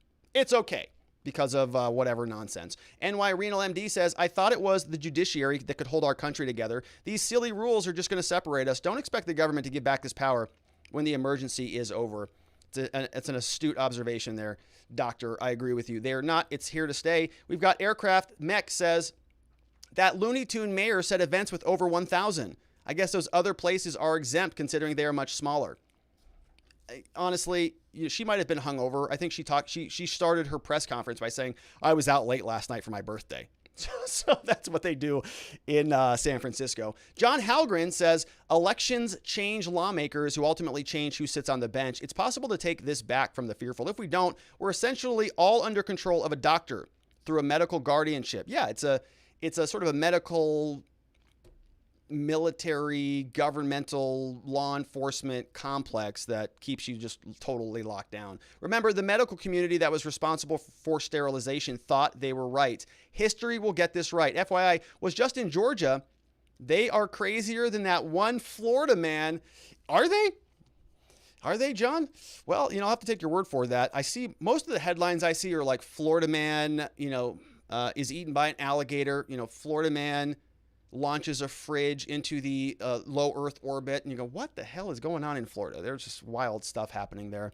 But I'll have to keep my eye on Georgia. Georgia has a lot of crazy stuff, but it's typically coming out of Raffensperger's mouth. We have Bumma Lickett says, okay, if a person contracted COVID who has developed immunity, why should they require that person to be vaccinated with immunity from COVID? Saying that formula milk is better than breast milk. Yeah, I think it's that conversation about what Bumma Lickett is bringing up is this idea. Why are they not talking about natural immunity, right? If you had the coronavirus and you presumably have antibodies for that, you should have some level of immunity. That's not even in the conversation. It's either you're vaxxed or unvaxxed. It's very black and white, and it's not that simple, is it?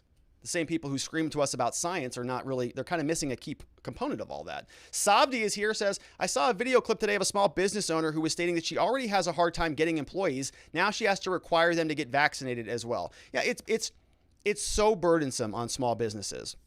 And, businesses are going to respond to this. They're just going to, we're not going to do that anymore. We're just not going to participate. We're not going to have a restaurant anymore. Already can't find staff. We're just going to do something different. Go virtual, go digital. The whole world's going to change because of this stuff. It already has. Amy Coney Barrett is a joke, says, why I am not surprised. She's an authoritarian. Jacobson allowed for vaccine mandates. That was precedent for Buck versus Bell. Buck versus Bell was precedent for Korematsu. Logical conclusion of vaccine mandates is terrifying. I know. And they're going to just continue to allow it. Unfortunately, I think so. We have here Soul Viking says, I wonder if Mayor Looney Tunes is requiring all of the homeless who are crapping all over the streets and sidewalks will be mandated to have hepatitis vaccines due to their behaviors. How about all the citizens exposed to the filthy environment be required? Disgusting and dangerous slippery slope. Maybe she will consult with Legal Wonder Chase. Soul Viking. San Francisco was one of my favorite towns in the whole stinking country, right? It's beautiful when it's not being dumped all over. It's too bad what happened to that whole state, honestly. We have here, Sergeant Bob says, error, de Blasio is not the most racist mayor. Title belongs to Lightfoot of Chicago. She's very racist also. It's hard. There's so many of them. It's really hard to tell. Hard to keep track of them all. Want to know says, states of Washington and Oregon have two governors trying to outdo each other. Vaccine and the mask almost required everywhere. They're going to shut down hospitals, fire workers next month. Gosh. Oh my gosh. All right. These are getting bad. John Sesko, not the comments, the conclusions. John Sesko says, if we are going to fix this country, then we need to drag these politicians. Can't say that, John. Can't say that. We have over here, Thunder 7 says, the world is now run by the Nazis. They are building concentration camps in the unvaccinated.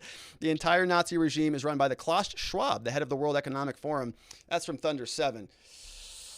Yeah, I don't know about any of that. I'll take your word for it. We have Nadarb says, so here is the massive difference between 1905 and smallpox. In 1800, most of England already vaccinated. 105 years of observation. It's barely been 105 days on brand new technology. 105 years is a big difference. ACB should be ashamed of ourselves. Yeah. It's Medical Express there. There's a link if you want to throw that into your browser. Thank you for that, Nadarb. Appreciate it. Over here we have informed consent says, remember the concept of informed consent required people to be informed and consent to the treatment. If someone was coerced to give consent for sex, it's rape. Considering the vaccine mandates take people's rights away unless they are vaccinated, which constitutes coercion, the implications are horrible. Yeah, informed consent, it's a pretty obvious thing to me, right? That this is troubling. Now, other people, they're not able to make that causal connection. They just say, it's just a shot, just put it in your arm, who cares? Well, it's more complicated than that. We're talking about liberties. We're talking about mandates. Okay, I've said on this channel, I don't have any particular qualms or any preference on the vaccine or not. I have a problem with the mandation of it, with the clamping down. They're threatening to prevent you from traveling from one state to another unless you show your passports, your vaccine passports. It's disgusting. We have NY says that a vaccine mandate is absolutely unnecessary. The decision to vaccinate is an individual one, and it should be an informed one. That's from the good doctor, NY Renal MD in the house. I agree completely with that. If you want to get it, talk to your doctor and get it. If you don't want to get it, I'd still recommend talk to your doctor and then don't get it, right? But it's not mandatory, or shouldn't be. Pato says, I like your analogy on the snowball rolling downhill now that the Democrats are being vindicated by the courts on the mandates. What's to stop them from taking more rights? All the governors have to do is declare a state of emergency because of gun crime. And poof, there goes your Second Amendment. Yeah, all of it. All of it now, because everything that you do is touched by the coronavirus. Everything. And the CDC has already gobbled up power that they can basically take your property over. They've had it for 18 months now. They can just continue to extend it indefinitely. So, well, if the CDC now can control your property rights, well, why can't they control all of these other rights? We already see COVID crimes now coming out. Now people are going to be fearful that they get charged with a crime and thrown through the criminal justice system. Do you know where that goes? It's not good. It's not good at all. We have over here, Want to Know says, what language to learn? Spanish for work, shopping and ordering food, talking to the next door neighbor. Spanish is a good one. I'm working on mine. John Halgren says, you're on fire tonight. Keep it up. Thanks, John. Appreciate you being here. Thank you for the comment. Love it. We have Sweet Po Tay To says, I could be incorrect, but I believe that there are no known animal infections with smallpox. A couple of snow leopards just got COVID, though. I think the case that many state entities don't cite doesn't match the situation here, that the case that they cite doesn't match the situation here. Certainly, I agree with that, right? I went through some of these factors yesterday, but there are a lot of different reasons why people might have doubts about the vaccine. Many of them were caused by Joe Biden and Kamala Harris back in October of 2020 when they thought that Donald Trump was going to unveil the vaccine. They were screaming about it. I wouldn't take it. I don't trust it.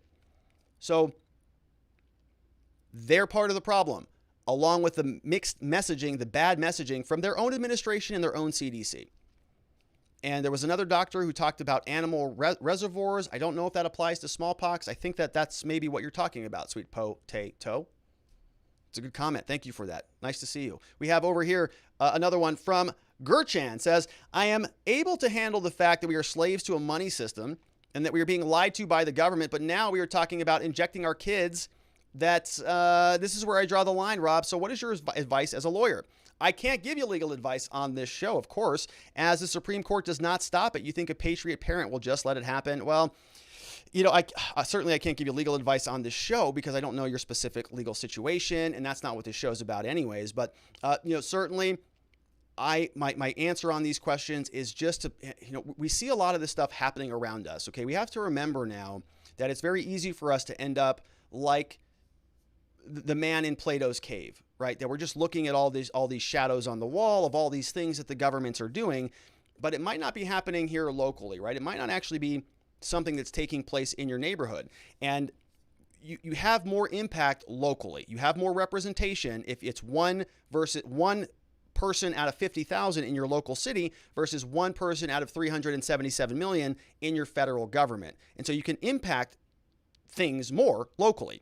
And so all of the moms you see speaking out at the school boards, the people that you see just, I'm not going to put the mask on. I'm just going to create a little bit of friction. The people who are, making some changes in the world, I think that's essentially all that we can do right now, right? Get engaged, speak out, voice your opinion, try to rally people to your line of thinking in an attractive way, not a pushy way. We talk about attraction, not promotion. Live a good life. Be at peace, know what your values are, and live well, and people will come and be a part of what they see. They'll say, that person's got it together. They have their things in order, and I want more of that. What are they doing that sounds good to me? And that's how you'll win people to your favor. But other than that, it's going to be a long push here. They are clamping down every single day all around the country. Again, we've already been through this. So I think that's all I've got for you on that, Gert John. I hope that helps a little bit. We have over here a couple more. Vienticus Prime says, I'm looking forward to hospitals being so overwhelmed again that we can get more dancing TikTok nurse videos. I know, really, really desperate times that they all had to choreograph, 50 different nurses who were all overweight and, whatever. Three Girlies says, I heard someone saying that checking vaccine cards would not be any different than checking ID for alcohol. Can you expound on that idea? How would checking someone's vaccine card be any different than checking someone's ID for alcohol? Well, they're two totally different things, right? One is your personal private medical information. One is buying alcohol for recreational purpose. So two different entire, justifications for it. The other part of the problem here is that you're talking about sort of mandating a vaccine and a card in order to engage in your regular basic liberties, like leaving your home and going and doing anything. So that's part of the problem, right? It's part of what they are limiting in order to get you to comply with their new regulations. So you now cannot do the same things that you used to go and do, right? You can't go to a restaurant. You can't go to a bar. You cannot go to a gym unless you have to show your card. It is limiting every single area of your life almost without a limiting principle. And so that's one of the most fundamental concerns that I have. The other concern, of course, is that alcohol is something that you voluntarily put into your body, and we're regulating that for small children. This is a situation where the government is injecting an experimental vaccine into your body that does very complicated things that are still being studied. And the CDC themselves are still changing the guidance on it. Well, breakthrough cases are rare. Well, now they're common. Well, this will prevent you from catching COVID. Well, not really. You can still get it, but you don't transmit it. Well, now you can transmit it, right? So there's a lot of unknowns about all of that, whereas alcohol has been something that we've had a precedent for many, many different years. And we're talking, I understand the analogy. I understand what people are trying to do. I think it is intellectually dishonest for those reasons. But I mean, you could go through and just list out all of the different biases. If you actually go to Wikipedia, you can go out there and take a look at some of the logical fallacies that exist in any of these comparisons. Maybe I'll make a video about that. Great question, Three Girlies. Those are my concerns. Sergeant Bob is here, says, Oregon has been calling everything an emergency for a long, long time. Yeah, they just keep extending it. It goes into whatever you want. We have London Breed says, your comments are regretful, Rob. I had a long night last night. Had to have my hair and nails done today. I know, sorry, that was London Breed. That was the mayor of San Francisco. Well, happy birthday, London Breed. I hope you had a great birthday, but how about you take your mandates and cancel them? How about that? Just delete them. All right, those were great questions from watchingthewatchers.locals.com. Let's take a look over at some super chats on this segment. Phil Hoffman jumped in here, says, I love the show, Rob. Thank you. Thank you, Phil. I appreciate that. Very nice comment. Thank you for your support there. Marine 2007 says, I wonder how many people actually know what their HIPAA rights are, let alone know what they are. Is this not treading very closely to violating HIPAA? So I'm not really sure what specifically you're talking about. But my understanding is, so there are going to be complexities here, right? But if you're voluntarily sort of going to a place and this is a regulation that they have in order for you to access that place, it's a little bit different than somebody sort of like your employer, asking you about some of that information and then making decisions based on the information that's provided. One is sort of mandatory, one is sort of voluntary. So if you want to go into a coffee shop and they say, hey, I need to know your medical information, and you volunteer it, you say, yeah, I'm vaccinated. And they say, okay, great, come on in. Okay, that's a voluntary conversation. It's not a forced thing. It's not a hidden thing. They're not accessing or violating your medical information because you're just volunteering it to them. And if you don't want to give it to them, you don't have to. You can just leave, right? This is the same concept that the Office of Legal Counsel specified in their memo, talking about the fact that private businesses can, in fact, mandate even experimental vaccines, because if you don't want to take it, guess what? Don't work there anymore. That's your recourse. So there are no HIPAA concerns. The OLC has already defined that for us. They said, no, it can even be experimental and you can still mandate it. And that's where this is going, right? That all of those protections are sort of no longer even relevant. Good question. That was from Marine. We have Kareem165 here, says, too many people I speak to here say the situation still has not affected me personally, so it doesn't bother me. Very nearsighted mentality. They make sure only to upset 5% of the people at a time. That's from Kareem. Situation is not affecting me personally, so it doesn't bother me. Okay. It probably will. I mean, I think it's hard to say that. I think COVID has sort of caught kind of everything in it. All right, we have Josh Rowe says, case law from 1905 is a false equivalency. Smallpox had a mortality rate of about 30%, was possible to eradicate because humans are the only vector that the virus can infect. Okay, so that was the animal repository conversation that I saw. The idea being that it is possible for smallpox to get to smallpox 0 because it doesn't live in other animals. COVID and other respiratory viruses do. That's why you can never get to 0 COVID. Right? It's always going to be around out there. It's always going to be in animals and other things, crawling animals around us all the time. And so unless we sort of wipe out everything, which some people might want to do, we're never going to get to COVID 0. So at that point, it would just be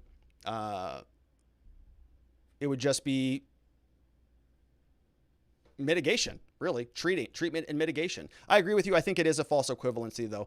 Eddie Oliver says, everybody keeps talking about the medical community and forced sterilization. I would like to politely remind everybody about full frontal lobotomies. That's from Eddie Oliver. Thank you for that, Eddie, and for chiming in with that. Yeah, maybe that's coming. Maybe we're all just going to get our lobotomies just lopped off. Eddie Oliver says, also, being a child of the 70s, I very well remember thalidomide babies, again, all medical approved. They all followed the science. Yeah, because they're looking out for you. That's why you just have babies with their heads, completely deformed and basically dead. Linda Kidd says at least 63 people on Martha's Vineyard have tested positive for COVID since Barack Obama's maskless 60th birthday bash. The most cases on the island since April, per the Daily Mail. Yeah, I saw that headline, Linda. Sounds like a super spreader event, doesn't it? Uh-oh. I wonder if anybody in the media is going to talk about that. Probably not. Thanks for the comment there, Linda. And then Kareem165 says, you missed my comment on locals, Rob. Well, Kareem, you may have submitted it out of order. So just send it through again, because it's hard for me to go back and sort through all of the questions. So it's just submit it again, and I think I'm caught up, so I'll get to it. We've got want to know, a couple more on this one. Says, why does Congress not vote on these mandates? It seems 6 months emergency orders just keep going. Well, it's because the executive branch just doesn't care anymore. They just don't care. The Supreme Court said, if you're going to extend the eviction moratorium, you need congressional legislation and approval to do it. And they said, we don't care. We're going to do it anyways. Joe Biden said, yeah, I know it's not constitutional, but at least it's going to buy us a few more months. And in fact, it might buy him another year, honestly, by the time this works its way up again to the Supreme Court. So we'll see. Not good. We have over here another one from Sweet Potato. Says, yes, animal reservoir. Sorry for the typo earlier. Was trying to get my submission over before you changed topic. So if a white-tailed deer poops in your yard, maybe your dog eats it, gets COVID, your dog gives you COVID, mandatory vaccination, stop the spread, don't make sense. Also, false claims from these governors. Yeah, thank you, Sweet Potato. That's what I was thinking about, the animal reservoirs. Over here, Jeremy Matrita says, just because something is legal doesn't mean it's ethical, moral, or should be done. There's a lot of those types of laws on the books now. And Kareem just submitted his question. Here it is. Says, I don't know if you heard today that Canada will soon require all air passengers to be fully vaccinated. Nope. I did not see that. Does this imply that unvaccinated Canadians will no longer be able to come to the USA since the land border is still closed? Will these vaccine mandates be permanent, meaning we'll never be able to travel to the U.S. unless we comply? I do not know, Kareem. I know a lawyer up there. Her name is Melissa Vale, I think, in Canada. We refer all of our Canadian immigration questions to her. She tells us what to do. We say, what the hell is going on up there in Canada? And she says, this is what we're doing now. And I said, all right, fine. Because Canada is kind of insane with a lot of criminal laws. Like if you have a DUI in the United States, they will not let you in the country. They're like, we don't want you. You got a DUI down there. So it's a really difficult process. So on the back end, I don't know what Canada is going to do with any of that. But yeah, maybe that is the case. You will not be able to travel unless you get the vaccine, which will probably happen, right? You'll probably see that on airlines. We'll see. Great questions, a lot of great questions over from watchingthewatchers.locals.com. And again, on YouTube, thank you for all of those lovely super chats. We had Kareem, Linda, Eddie again, Josh, Maureen, Kareem again, and Phil and others chatting away over there. Thank you for all of your continued support here on the channel. Really much appreciate it. All right, so we've got one final segment here today. Let's get into it. Hunter Biden, another laptop from hell. I think we're up to 3 of these things now. The first thing that you might be asking yourself is, where has Hunter Biden been? We've talked about him here on this channel. He's an artist now. He's painting pictures of fungus and milk and I think AIDS and coronavirus and all sorts of different awful things. But he's also in the news again, but you probably missed it. Why? Because if you look for Hunter Biden anywhere in the media, this is what you get. On New York Times, if you do a search for Hunter Biden, you notice that I did this morning here, 6:45 a.m. Eastern time. I was up early this morning, but I did a search on the New York Times. The first thing that you see here, July 8th, White House sets ethics plan for the sale of his fungus art from Hunter Biden. Then the next article is not over even until April 3rd, and the next one down on March 30th. And so if you're looking for hints about what's going on with Hunter Biden, he is the president's son, and he's what the president called the smartest man that he knows. And so presumably Joe Biden might be conversing with the smartest man in the world to solve many of America's problems. So we don't know what's going on there, but we have questions about Hunter. So we went over to the Washington Post. What do they have for us? Oh, not much either. The last post that they've got, July 16th, we have art is object plus a story, even for Hunter Biden's pricey money laundering paintings. Over here on July 13th, another one, a sneak preview.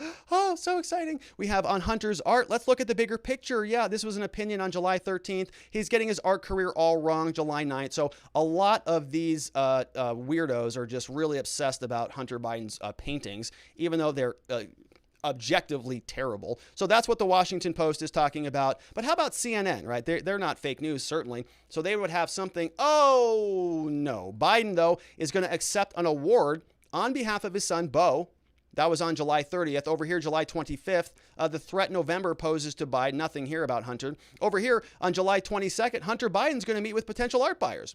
So that's good. So again, nothing. Washington Post, New York Times, CNN, nothing about Hunter Biden, even though there's a pretty big story out there right now that the foreign media has to cover because our own media here is useless. They don't want you to know about this story. So it's up to the Daily Mail, a UK website, that's going to give us the information. And here is a headline. It says, this is an exclusive.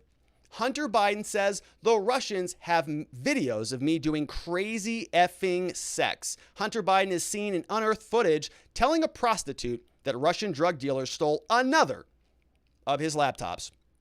They said that this happened in a Vegas hotel room in 2018. Video shows Hunter with a naked hooker in 2019 when Joe Biden was running for president after filming a sex tape with her, explaining how he believed another laptop was stolen. He left the camera rolling as he recounted a Las Vegas bender in which he spent 18 days going round from penthouse suite to penthouse suite.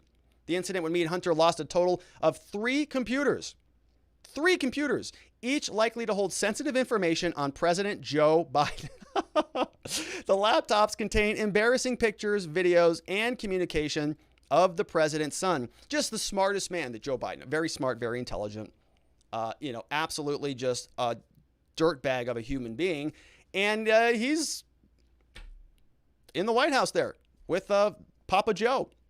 Now, the reason this is a problem, we've heard about all of the Russian stuff, right? And we talked a lot about this in the lead up to the election, asking ourselves, okay, people were saying this was a Russian conspiracy. And you go, well, how is it a conspiracy if it's true? If Hunter Biden is really doing all of these things, that's not a conspiracy at all. The fact that the Russians have it is a problem, but that doesn't rid the underlying act. It's still there. If the Russians know about it, that doesn't negate the fact that Hunter did all of these things and that they've got some pretty serious, pretty damaging compromat. This is what the Russians call it. In Russian culture, it is called compromising material called compromat. We know what that word is. It's damaging information about a politician or a business person that can be used to create negative publicity, even blackmail, to exert influence, not monetary gain. Influence, like extortion. Maybe required, all this stuff. Compromat is also used in English. In the United States, they do it with political opponents so that material may be released to weaken those political opponents. A little bit more than opposition research. in that this information is used to exert influence over people rather than to win elections. Do you see what the difference there is, right? You have blackmail, which may be to get some money. You give me $1 million or I'm going to put this out there. That's money. You also have opposition research that might have a legitimate justification for it. That's to win an election. Hey, I'm running. My opponent's a moron. Here's why. But it's sort of limited there, right? This is what they said when they were a counselor or a senator or whatever. Compromat's a little bit different. Don't really care about the money. Don't really care about winning the election. We want influence. We want to be able to control how this whole administration works. Hunter Biden, crackhead extraordinaire, was spending $10,000 a night bouncing around different hotels with a bunch of Russians. Now, don't you think that might be important news? If the president's son has an entire laptop of compromat out there, you'd think that maybe the New York Times, Washington Post, CNN might cover it. But they didn't. If you go to groundnews.com or whatever, ground.news I think might be the website, well, you see this. Coverage analysis says that a lot of people on the right side of the aisle are talking about it. Over here, you've got Breitbart, Louder with Crowder, you got Not the Bee, Zero Hedge, we got Red State, Daily Wire, Daily Express, New York Post leans right, somebody over here, and then over here we have the Political Flare. And I read that article and I don't even know what it was. So I think it was just sort of a blog spam. So nobody on the left is talking about this. Total news sources 30, leaning left 1, leaning right 22. Everything else is a blind spot. Only 4% left bias. This news story is a blind spot for people on the left. Share it to spread the word. Because nobody's talking about the president's son being a dirtbag and apparently opening up this administration to a serious problem involving compromat. All right, so let's go through. We've got some video here. Most of it's very, very much blacked out. You might want to get your vomit bucket ready if you had one. Fair warning on this. We're going to take a look at this first. Here is the full transcript of what was happening. You can see here is Hunter Biden shirtless. All right, so this is going to all be PG. No warnings here. We're not going to look at any nudity. Everything is blacked out and censored, so we should be okay here on YouTube. Let's see what's going on here. This is the full transcript. Hunter says to a prostitute about his laptop, says, you know, I just thought of something. When I was in California before I met you, I was with these guys. The one guy was not like you anyway. Primarily my source, okay? I spent effing crazy amounts of money. I went to Las Vegas. He said it would be one day. I made him a promise me it would be one day. He says I hate Las Vegas. So literally after 18 days going around from penthouse suite to penthouse suite, 4 different hotels, thousands of dollars, I didn't even know he had my credit card. He said we got half off. I was like, great. Then I found out it was $10,000 a night. I'm like, what? And each night he'd be like, there's going to be so many people here, crazy effing party. And each night it's nobody. Here's a little bit of a sound clip from the video.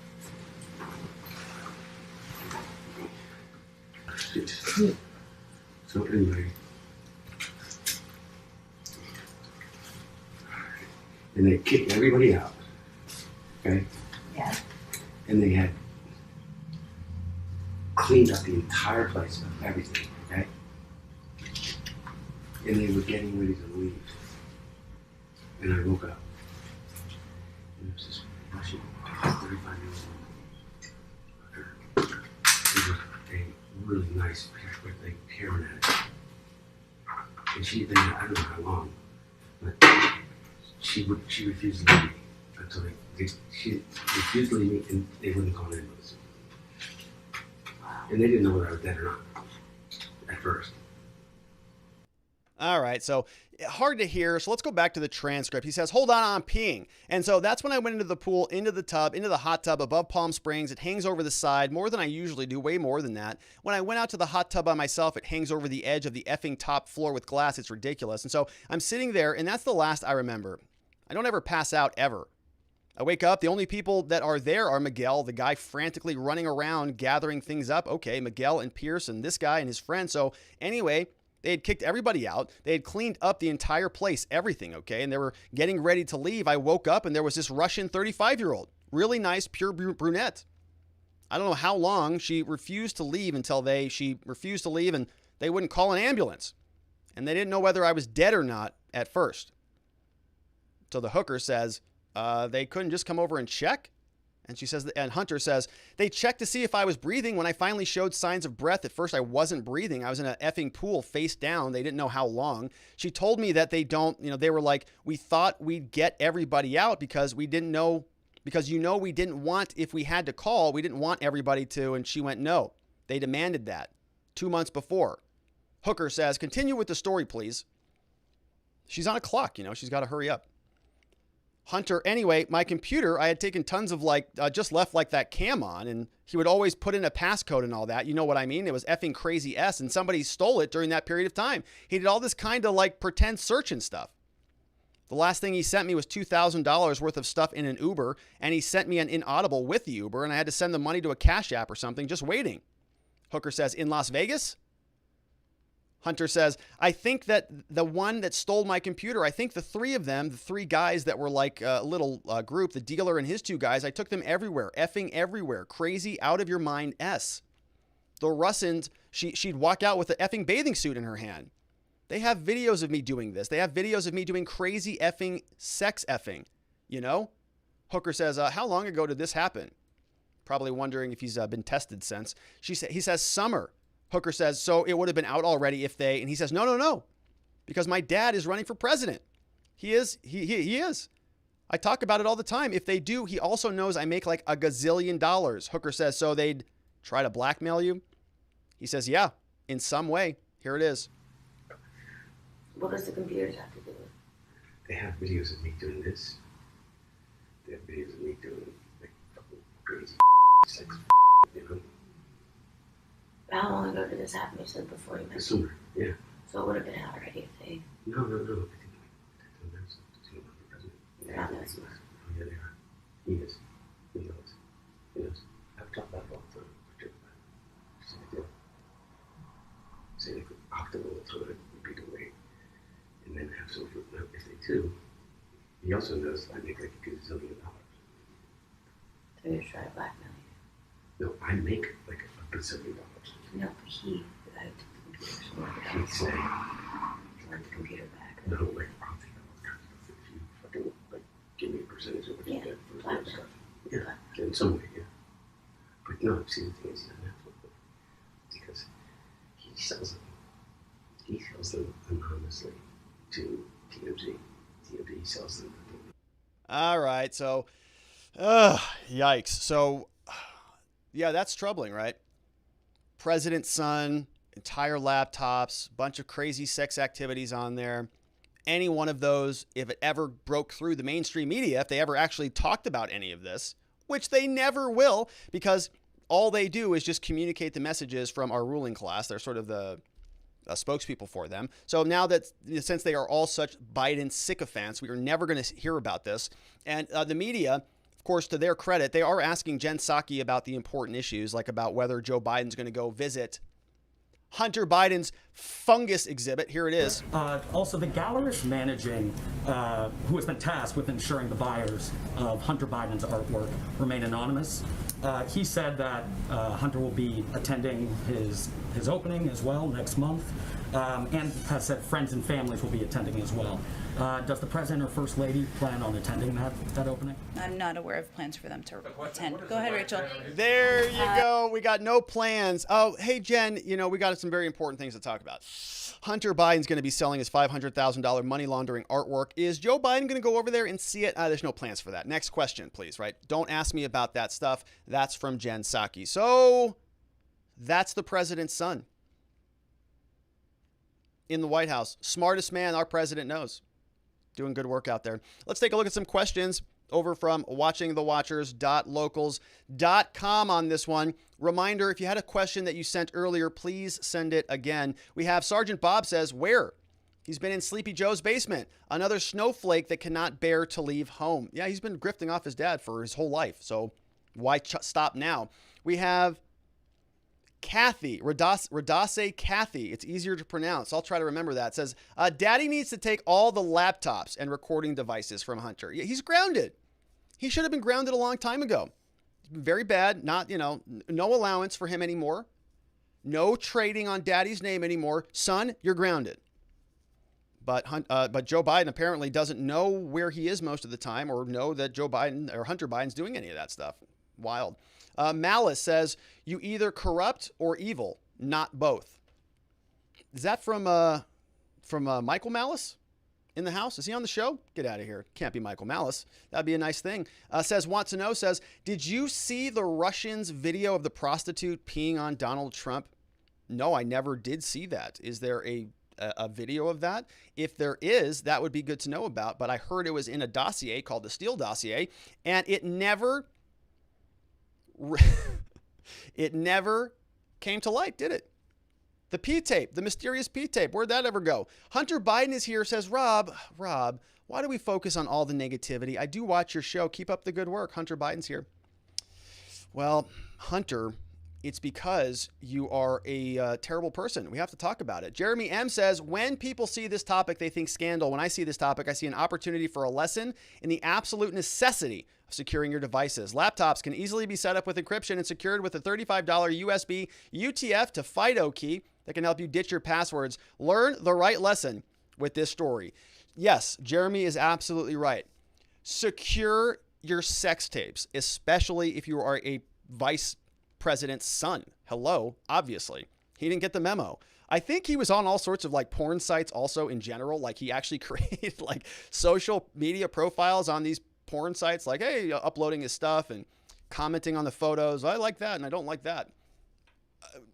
He needs a therapist is what he needs. Probably a team, maybe an entire wing of a university to figure out what's going on with him. Sharon Quidney says, oh, please. Did you have to show us that totally gross out picture of the smartest man known to our dear and most august leader? I could have lived happily a long time without ever seeing that moron shirtless. Sharon, look, sometimes I do my very best to make sure that those things don't make it onto this channel. But I saw it. And that means you have to see it, Sharon. Sorry. Love you. But if I had to see it, you got to see it too. Now, to be fair, I am pretty, reasonable about this. Yesterday, Sergeant Bob also had some concerns that we might have seen a cackling Kamala on the screen. And of course, I didn't do that. Okay, so I'm not always such a monster like I am today showing you Hunter, but I gave you fair warning. I said, get your vomit buckets ready. I got mine here. So we're all adults here. Hunter Biden, yes, he is disgusting, but he's in the White House and many people put him there. And the media was complicit in the cover up. All right. Good to see you, Sharon. Be Brave says, does Hunter think the hooked gives a crap about his BS? How did he know they thought he might be dead? That's a good question. I'm sure she doesn't care at all. He probably is just a very insecure person that needs to talk to somebody, and this is how he gets through. He's probably a very broken man, candidly. He's Joe Biden's son. He's been living in the disgusting hellhole of D.C. his entire life. So, I have a little bit of empathy for him. I really don't have much, though, because he constantly uses this I'm an addict excuse, which is not an excuse to be a terrible person. You can be an addict and a good person and just have a problem with an addiction. Just because you're an addict doesn't automatically make you a terrible person. And it's offensive when people try to conflate the two because they're not the same. And Hunter Biden here has been exploiting his father's names on the back of the American people our entire lives. Do you think that he's really worth $80,000 a month on the board of Burisma? Did you see him? Did you see how he talked and how he communicated? He is a crackhead. He has no business being in anywhere near the White House. And quite frankly, neither does Joe Biden. But the media didn't talk about any of this. Had they talked about this, do you think any of the independent, middle of the road, truly independent voters out there that might have a problem with this, do you think that they would have just lined up to get behind Joe Biden? You take a look at Donald Trump's family, got some criticisms there, but they all are kind of unified, right? There's no sex tapes for Don Jr. that we know of. There's nothing like that going on that's been floating around. The worst thing that we saw out of there with Don Jr. was a conversation with a Russian ambassador in Trump Tower, during the election. Turns out that whole thing was a bunch of nonsense anyways. So major double standards, but we already know this. We live in a fake media environment where they just propagandize for their political parties. We got Sergeant Bob says, Prince Andrew is topping this guy. Not that PA was okay. So Prince Andrew is topping this guy. Not that Pennsylvania was okay. I don't know what that means, Sergeant Bob. I apologize. Josh Sesko says he probably spent more time talking to the hooker than he did getting his money's worth. Oh, no. I see what you're saying there. That's a short joke, isn't it? It's a short joke. Thunder7 says, I find it very interesting that all the smut and possible criminal activities by Hunter and Joe are being slowly leaked. Methinks the Trump loyalists in the government are doing this because there's no way the Biden regime would leak it. The public are getting more and more angry and will soon demand the DOJ arrest him and the entire crime family. It's going to be too egregious to be ignored.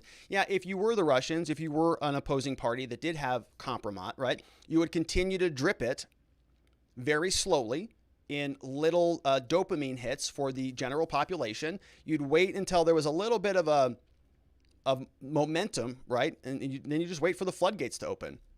Wait till the media captures it. And then you go to Joe Biden and you say, listen, this is where we're at right now.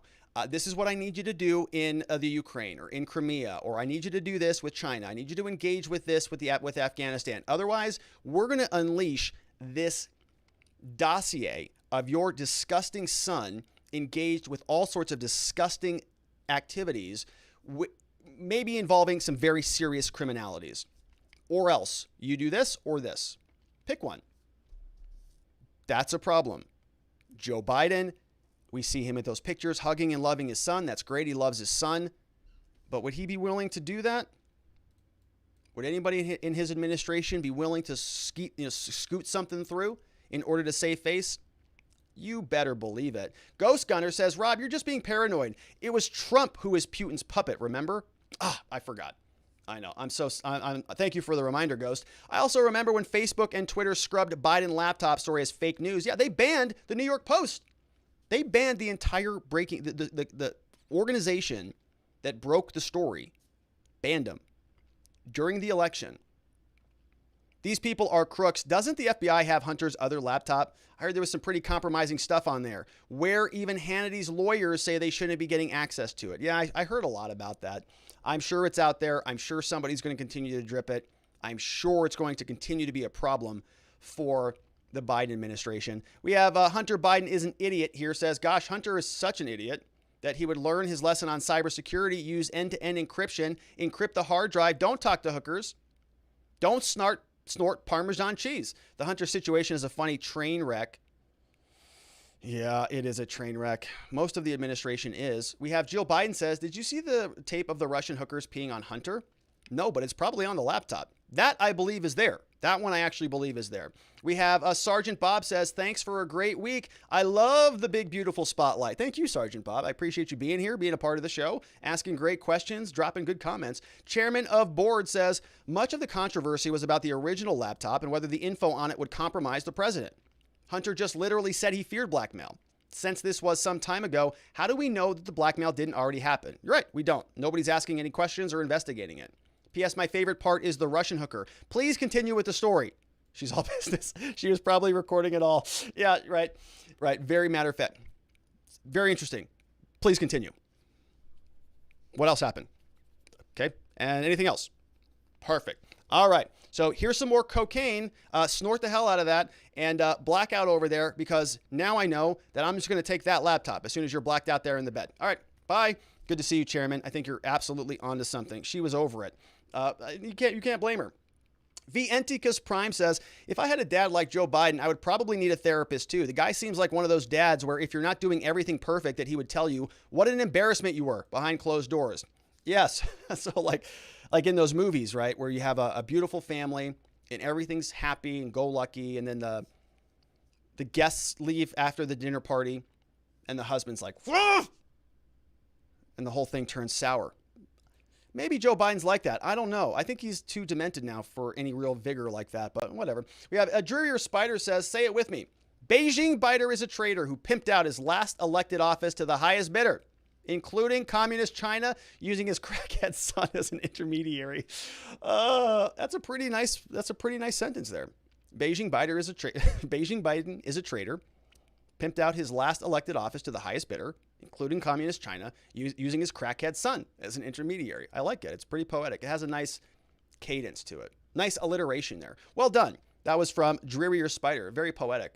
Should start maybe a children's book. We have Hunter's Biden's laptop says, Dear Russians, please wipe my memory already. I can't stand having these images in my RAM any longer. Joe Biden will compensate you for your troubles. MSM as a joke says, in Australia, they did not cover the Hunter Biden story, did not report on the possible COVID super spreader at Obama's party. This really highlights how the mainstream media is trash and the people should not believe it. Yeah, they are trash. They are just the worst. When Trump said that they're the enemy of the people, he's absolutely right. They are. I didn't think that at first. I thought that maybe he was being a little bit hyperbolic with his language, but no, they're trash. They don't report on anything unless it serves their interest, and so they are not independent at all. We have Three Girlies says, you know how many drug addicts say their things were stolen when they were really used as payment for drugs? A lot. People sell their kids baby formula so they can get drugs. This laptop wasn't stolen. He was on his next binge and needed to keep it up, so he gave his laptop to them. When he was sober, he realized what kind of stupid mistake he made. I don't believe this for one hot second. People are buying his awful straw paintings for the drug content and access to his dad. You're right about that, Three Girlies. And that is a great point, right? You know, it could easily be that or a combination of the two. The point is that they're gone and nobody's asking questions about it. And it might actually implicate American security in some serious way, legitimately. All right. Jill Biden says, it's Dr. Jill Biden, not Jill Biden. Keep that straight. Are you really a doctor, Jill? Are you? I don't know. I think you have the official. Okay.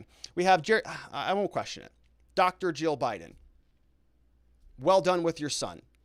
Nice job. Jeremy Matrita says, by the way, getting back to the gym this month has already paid off. Good for you, brother. I forgot how good it feels to exercise. If anyone is always feeling down, get out there and get the heart rate up. Great show as always. Thanks again for the encouragement. That's for Jeremy Matrita. Love it, Jeremy. I'm reading a book right now. It's called The Art of Impossible. And, in there, it's a great book. Not done with it yet, but in there he talks about exercise being non-negotiable, mandatory, something that I've sort of practiced my whole life, even when I was a little bit heavier than usual. But I've always thought that it was very critical for my performance. Anytime I stop exercising, everything gets worse. Everything. My sleep gets worse. My appetite gets worse. My attitude gets worse. Everything. And so even if you can only hit it for 30 minutes a day, just get the blood moving a little bit, that's enough to really elevate everything else that you do. And the book, The Art of Impossible, talks about it. And it gives you a very good medical reason for that. What it does to your endorphins and everything like that. Get it in there. Otherwise, everything else you're doing is sort of going to be muted a little bit. So congratulations, Jeremy. I think you have a trip coming up. I'm excited for that. You're going to be looking in tip-top shape for that, baby. It's going to be beautiful. Thanks for sharing that with us today. We have over here, Hunter Biden says, hey, chairman of the board doesn't know what he's talking about. That hooker asked me to continue my story because it was interesting and she really cares about me. You're right, Hunter. She does care about you. They all care about you. You're very special. Yes. We have over here, Vienticus Prime says, remember, popular media and news sources aren't popular because you like them. They're popular because someone else likes them. Might be good to figure out who that someone else is. Ooh, yeah. That's a very good point. Who might that be? Who might be sending the memo to everybody about what to cover and what not to cover? Right? How does that happen? We saw on ground news, none of the mainstream media is even talking about it. How? Because there's collusion, to use their word. We have over here, Vienticus, that was from Vienticus Prime. John Halgren says, this is a national security threat. Mainstream media ignoring this is sincerely frightening. It is, but they're doing it because it serves their ends. They don't care about the country. They don't care about you. They don't care about your life and well-being. They care about power, political power, keeping it and maintaining it. So they're going to continue to report on what serves them. All right, we have some super chats coming in. Let's see over here. We have Alex Bogey, he is here, says, whatever happened to all of Hunter's tax evasion charges in Delaware and New York? Are the AGs just scared to go to court because of the Biden senior? Probably. I mean, they're not prosecuting even Cuomo for anything. So the last I heard was it was just an investigation. So there was no formal charges or documents or anything like that was underway. They announced that they were doing an inquiry. The Biden people, through Hunter Biden, came out, were cooperating with them, and that was the last I heard. But you're right, that was something that was floating around. I think it's probably not going to go anywhere. Right? It's the president's son. It is an entirely corrupt Department of Justice. They are doing everything they can. Joe Biden says, I need to be able to mandate vaccines. And they say, well, they're experimental. I don't care. I need it anyways. Don Johnson from OLC, the Office of Legal Counsel, says, you got it. What do you need, Joe? Got that. Perfect. signs that order, drafts it all up, goes, finds a bunch of obscure legal precedent. Here it is. You can vaccine whatever you want, Joe. Mandate away. Have fun. Go hog wild. Joe Biden says, that's great. Excellent job. I also need Donald Trump's taxes. No problem. I can do that too. I'm Don Johnson, OLC. Goes over there, blah, blah, blah, crams up something, sends it over to the White House. Perfect. Now we can get Donald Trump's taxes as well. So they can just kind of get whatever they want. And in this case, they don't want Hunter Biden to be charged with a crime. So DOJ, OLC, AG, all of them are all just going to, no, we investigated it, couldn't find anything. And thanks for asking. Jen Psaki will go back out there and say, we've answered this, Ducey. Thanks. And that's all we'll get out of it. That's your White House. We have here, Eddie Oliver says the difference is the Trumps were rich before politics. The Bidens were rich after. And makes a difference when you're talking basic corruption. Yeah. How do these Congress people making $170,000 or whatever it is suddenly end up with $200 million in their bank account? How does that work? Very, very curious, isn't it? Great questions. Let's see any more over here. No, we're all queued up, my friends. I think that's it for the questions, and I really do appreciate all of that. Amazing questions from watchingthewatchers.locals.com. I want to welcome some new members who just signed up this week. Big shout outs to Jutah M-Kit. We have Jutah M-Kit 2 signed up. Welcome to you. We got Daversek signed up for the year. Shifty Shift joined up. 503 Unlimited. I think that's Portland. Mary B 585 signed up. The Real Patriot. Laura SB. D Rodrigue 188 and Wendy Deer. And also a big shout out to Terrence K for that lovely letter that you sent, as well as welcome to all of the people who joined last week. If you want to be a part of the community, you can do so by going over to watchingthewatchers.locals.com. Sign up. You can join us on our next monthly locals meetup via Zoom, Saturday, August 28th, 7 to 8 p.m. Eastern time. It's a lot of fun. We get to know each other. We're building a community, and of course, we want you to be there. So if you want to join in, it's watchingthewatchers.locals.com. And I'm seeing one more super chat coming in here from Eddie Oliver. Says, Hunter Biden should have a reality show or a sitcom based on his life. We can call it Oh Hunter with an exclamation point. That's going to come up on the screen here in a minute. Read with emotion. So you can call Oh Hunter womp, womp, womp, womp, womp. It's kind of one of those really, boneheaded things. Oh, it's Hunter Biden again. Oh, Hunter, womp, womp, womp. And so that's from Eddie Oliver. Great suggestion. Probably get as much views as Brian Stelter does on a nightly basis. So probably like 10, 12 people would watch that. But I like the idea anyways. We could have fun with that. So great questions. Once again, big shout outs to all the support on locals and on YouTube. Super chats came in from Eddie Oliver, Alex Bogey, Kareem, Linda, several from Eddie. Thank you, Eddie, for all of that today. Josh came in, Maureen, Kareem, Phil, another Kareem also, several of those, Austin, Ryu. Really do appreciate all of that. Very generous. As you know, YouTube demonetizes our live streams almost immediately after we're done with them, and then they don't remonetize them until the next day when most of the views have already gone because we're getting ready for the next show. And so the super chats and things like that, the support on locals, it really does mean the world to me. Thank you very much for that. So that is it, my friends. That's all we've got for today. We had a busy week. We covered a lot of ground, but you know what? There's going to be a lot more to do next week because the chaos, the madness, the tumult, the tragedies around the world will carry on, and we've got to talk about them. We've got to make sure that we keep our bearings straight, that we stay grounded, that we stay focused on the big picture, that we don't let all of the negativity and all of the doom and gloom of the world infect us, come into our lives, and throw us off base, because it's very easy to let that toxicity drag you down. And we don't want that to happen. We want to come back, make sure that we're aligned with our values, our principles, make sure that we're talking here about accountability, transparency, and justice, and make sure that we're grounded and ready to rock and roll, because there's more work to do, and we're going to get back to it next week. I hope you can join us for it. 4 p.m. Arizona time, 5 p.m. Mountain, 6 p.m. Central, 7 p.m. on the East Coast, and for that one Florida man, everybody else, have a tremendous, tremendous weekend. Unplug from politics, spend time with family, sleep very well, eat some good food. I will see you all back here on Monday. Have a great weekend, my friends, and bye-bye.